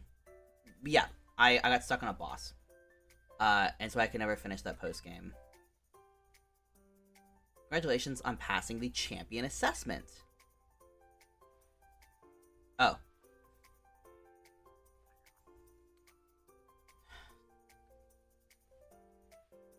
Stop restricting areas from me. It's so frustrating. I just want to... Where could Rika be hiding? Because I'm trying to think. Because Larry's got his gym job, so he's likely in Medali. And then Hassel lives in the school, so he's there. I take a class from him or just see him. Poppy sucks, and I don't care for her. That was an annoying... I have very strong feelings about Poppy that are not based on much besides the fact that she's just a little, like, oh, woo, I'm a genius child. Oh, woo, I'm stronger than you. I just can't stand that kind of character. And then there's Rika, who is... My god. My god. Whoever pitched the character, designed the character, executed the character, wrote the dialogue for the character, whew, y'all did a good job. Because I went into this game seeing the Gita design and being so unbelievably pumped for whatever character was gonna be behind that design, and I was so disappointed when her character was just like, I'm good at the Pokemons, I'm the best at the Pokemons, and that was just kind of it. She's like, my one problem is that I don't back down. It's like, okay, so your characterization doesn't really match the power level. Okay, that's fine. And then you have Rika, who is a wonderful personality, fantastic design, fantastic female design too. I feel like normally if we see an androgynous character in these types of games, it's a guy. And we finally get to treat it of an androgynous female character, who also just has a lovely personality, and is great is great to chat with. And then is like, oh yeah, I'm an Elite Four, with a fun team. I love that she's a ground type. I love that her ace is Clodsire. It's not that good of a Pokemon, and I get why it was her ace. I don't think it's an ace Pokemon. I originally had a Clodsire on my team, and I got rid of it because I was like, this thing isn't really pulling its weight. She's just so delightful, and I can't find her. I don't know where she is. I just want to say hi. I just want to say hi, Miss Rika. Hi, Miss Rika. You're cool. Thanks for kind of being like a buddy throughout my adventure, which was a very cool thing for them to do. That is something. The story structure in this game is very interesting, and the game did a really good job. If you wanted to care about characters, you're gonna have a very easy time caring about characters. I think we're well past the point of being like, spoiler warning, for the plot of Scarlet and Violet. But it is so funny, the pivot I had going into this game that I think many people did, where going into this game full expecting the Argon character to be like, oh, he's just a sweet boy, who loves to cook, and that was gonna be it. And then the game starts and he's like, oh, this guy's an asshole. I guess he's the son of the professor. I hate this character. He sucks. And then you throw you throw a hurt dog in, and literally everyone goes from I hate this guy, he sucks, to I will go to the ends of the earth for this boy.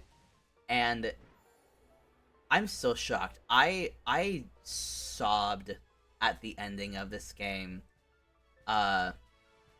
with the AI professor, and I forgot you were in this game, B3. But I outright sobbed at the end of this game with the interaction between Argon and the AI professor. And like it's such an interesting game from a story perspective, especially coming off of Sword and Shield, where at least surrounding the whole like professor plot, it's the AI professor, I think, is one of the most interesting characters in this game, and and what it like what it reveals about both the original professor and I guess the nature of AI in this universe. I don't imagine this game is trying to make a statement about anything, but the oh look at the talk so the baba uh but like the deliberateness of using this is an AI, this is a robot, and it's not the robot that's the one like deciding to put like people at risk for whatever reason, or being like it's illogical. Like it's not the robot who's like it is illogical to use your feelings, yada yada, and instead the robot is like I cannot logically support your decision to let the world and like the ecosystem be destroyed by these anomalies you're bringing, and like I cannot logic and justify this choice, and so I have to go against what I was made for in order to defy your wishes. Like that's fascinating. That is a fascinating perspective to take on that, especially for such a mainstream piece of media. Like it's just it's so interesting. Like it's definitely not a new idea by any standpoint. Like we're not reinventing the wheel. This is a Pokemon game, for Christ's sake. But for like the narrative of Pokemon, it is an interesting direction to go in.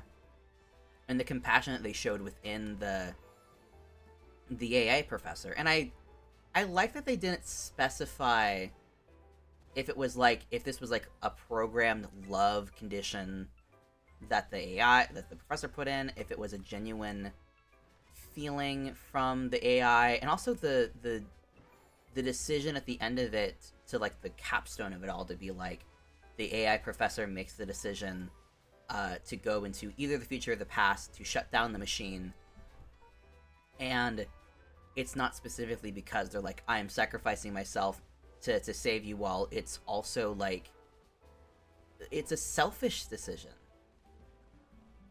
It's clarified to be a selfish decision, and it's not something that's like one that is used to condemn the character. It's just like I was created to fulfill these wishes, but I have my own wishes too, that maybe it's just a reflection of the original professor's wishes, of like the original professor always wished to see the past, and that wish has been imbued in me as well, and I recognize that I am not the professor, but I still carry those dreams, and this whole game is about chasing after your dreams. Like that's what the treasure hunt is. It's finding your own treasure. And to capstone it off with the AI professor is like I want to find my own treasure. It's so cool, and I know like what I'm saying is like it's a bit like it's not structured. It's interesting. And I've never like looked online to be like what other people's thoughts are on it, but I just think it's a cool. Sorry, my throat is itchy.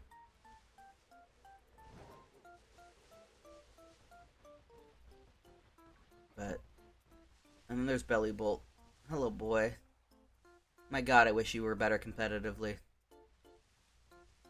Because I had several Pokemon throughout this game that I tried to make work, and I just did not end up liking.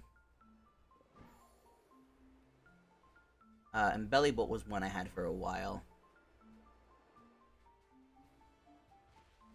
Okay. I think we have 2 lines left, and then we're going to be wrapping up for the night. Is that? No. Okay.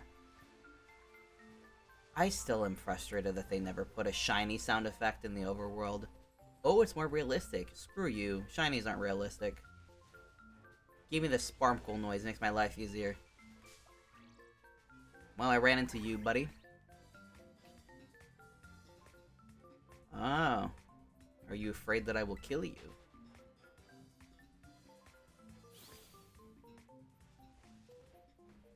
Oh, wait, did we start here? No, we started at the top of the mountain. Is that a person or Pokemon? Person. Oh, god damn it. This wolf. Pupper, no. I don't need you right now.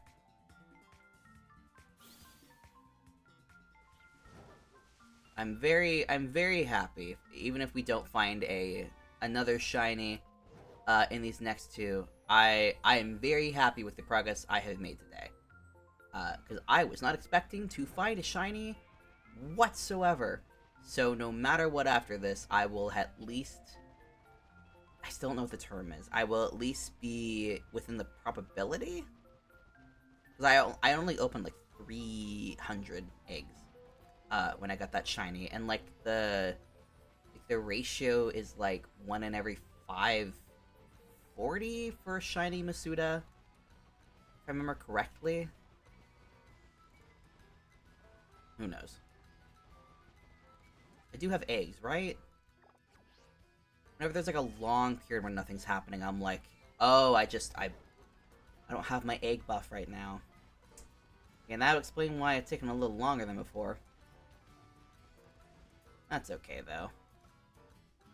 Ugh, my hands are so sweaty. Ugh, knees weak, arms heavy. I'm glad I started early today. Does that mean it's not going to be like 8 or 9 when I'm done? I'll have time to kind of make dinner. I got a chicken from Costco this weekend, and I have the bones still. So my plan is that I want to make a stock with them, and I need to get like carrots and shit. Still for it, and I have the chicken all broken down. So my plan for the rest of the week, cooking wise, is that at some point I want to make the stock, which will take about an afternoon. It's like a 4 to 6 hour cook. Depending on how concentrated you want the result to be. And I want it to be pretty concentrated. And I've got some good, like, cartilage left over, so I should have a good thickness to it. And I also want to make enchiladas, and I need some stuff from the store, but I have a jar of sauce, that I haven't used in a while. I also have some jalapenos, which... I don't have a specific plan for them, but I watched a video last night where people ate jalapeno poppers, and I think that could be kind of fun to make, but I honestly will probably just chop it up and put it in enchiladas. I need to use them before they go bad, because I just bought them randomly for whatever reason. And I don't like just putting them on things. It's a little too abrasive for me. My delicate palate. My absolutely pathetic little palate.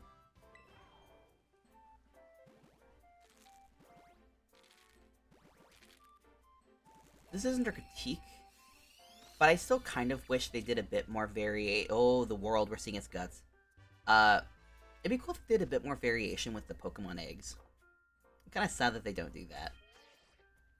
It's like it's not really gonna change or improve anything to do that, but it would have been cool if there was more variation. Like, the look of Pokemon eggs is very classic, the pale with the green. But I feel like we're at a point now where we can get away with more Pokemon egg designs, maybe? We've got the Manaphy egg, so there's already precedents for it. Even if that was just like a one-time thing.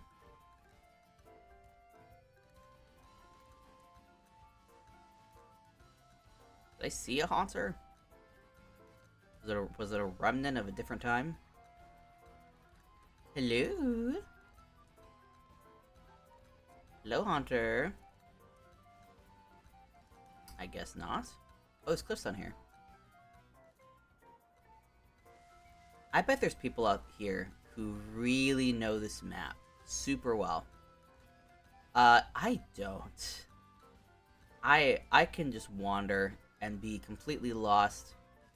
And that's very similar to real life. Real life, I have no sense of direction.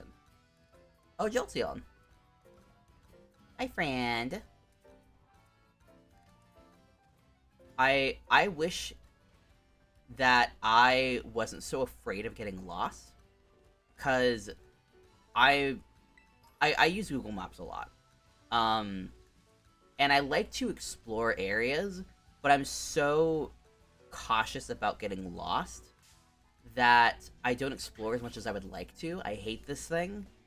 I hate this gremlin. Get out of my life.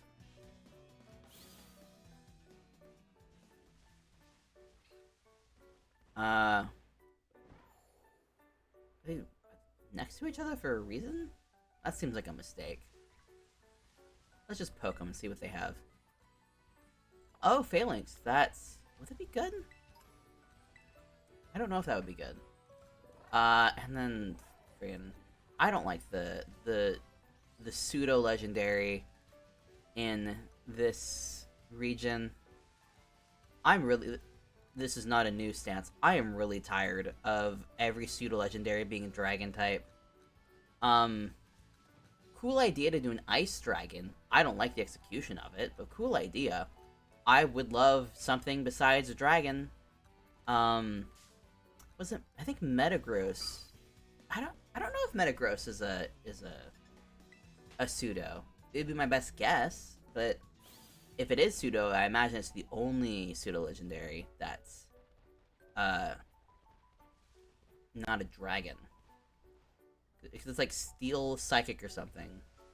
And it's very cool. 3-stage, I imagine slow XP. Its base stat total, I imagine it's like 560. I think that's what the... I forget what all the qualifications are for a pseudo-legendary. Because it's not... It's not unique. Which is the case for most all pseudo-legendaries. And then there's legendaries, and then there's mythics, and then there is ultra beasts, which are their own thing. And now there is paradox, which I guess that's the whole conversation I was having earlier about like not needing new categories, yada yada yada yada. I guess paradox Pokemon are their own category, which they're not legendary, but they are powerful as hell. Anyone using Flutter Mane, in TGC right now, or whatever the word is for the Pokemon Championship stuff. I think TGC's trading card game, so probably not.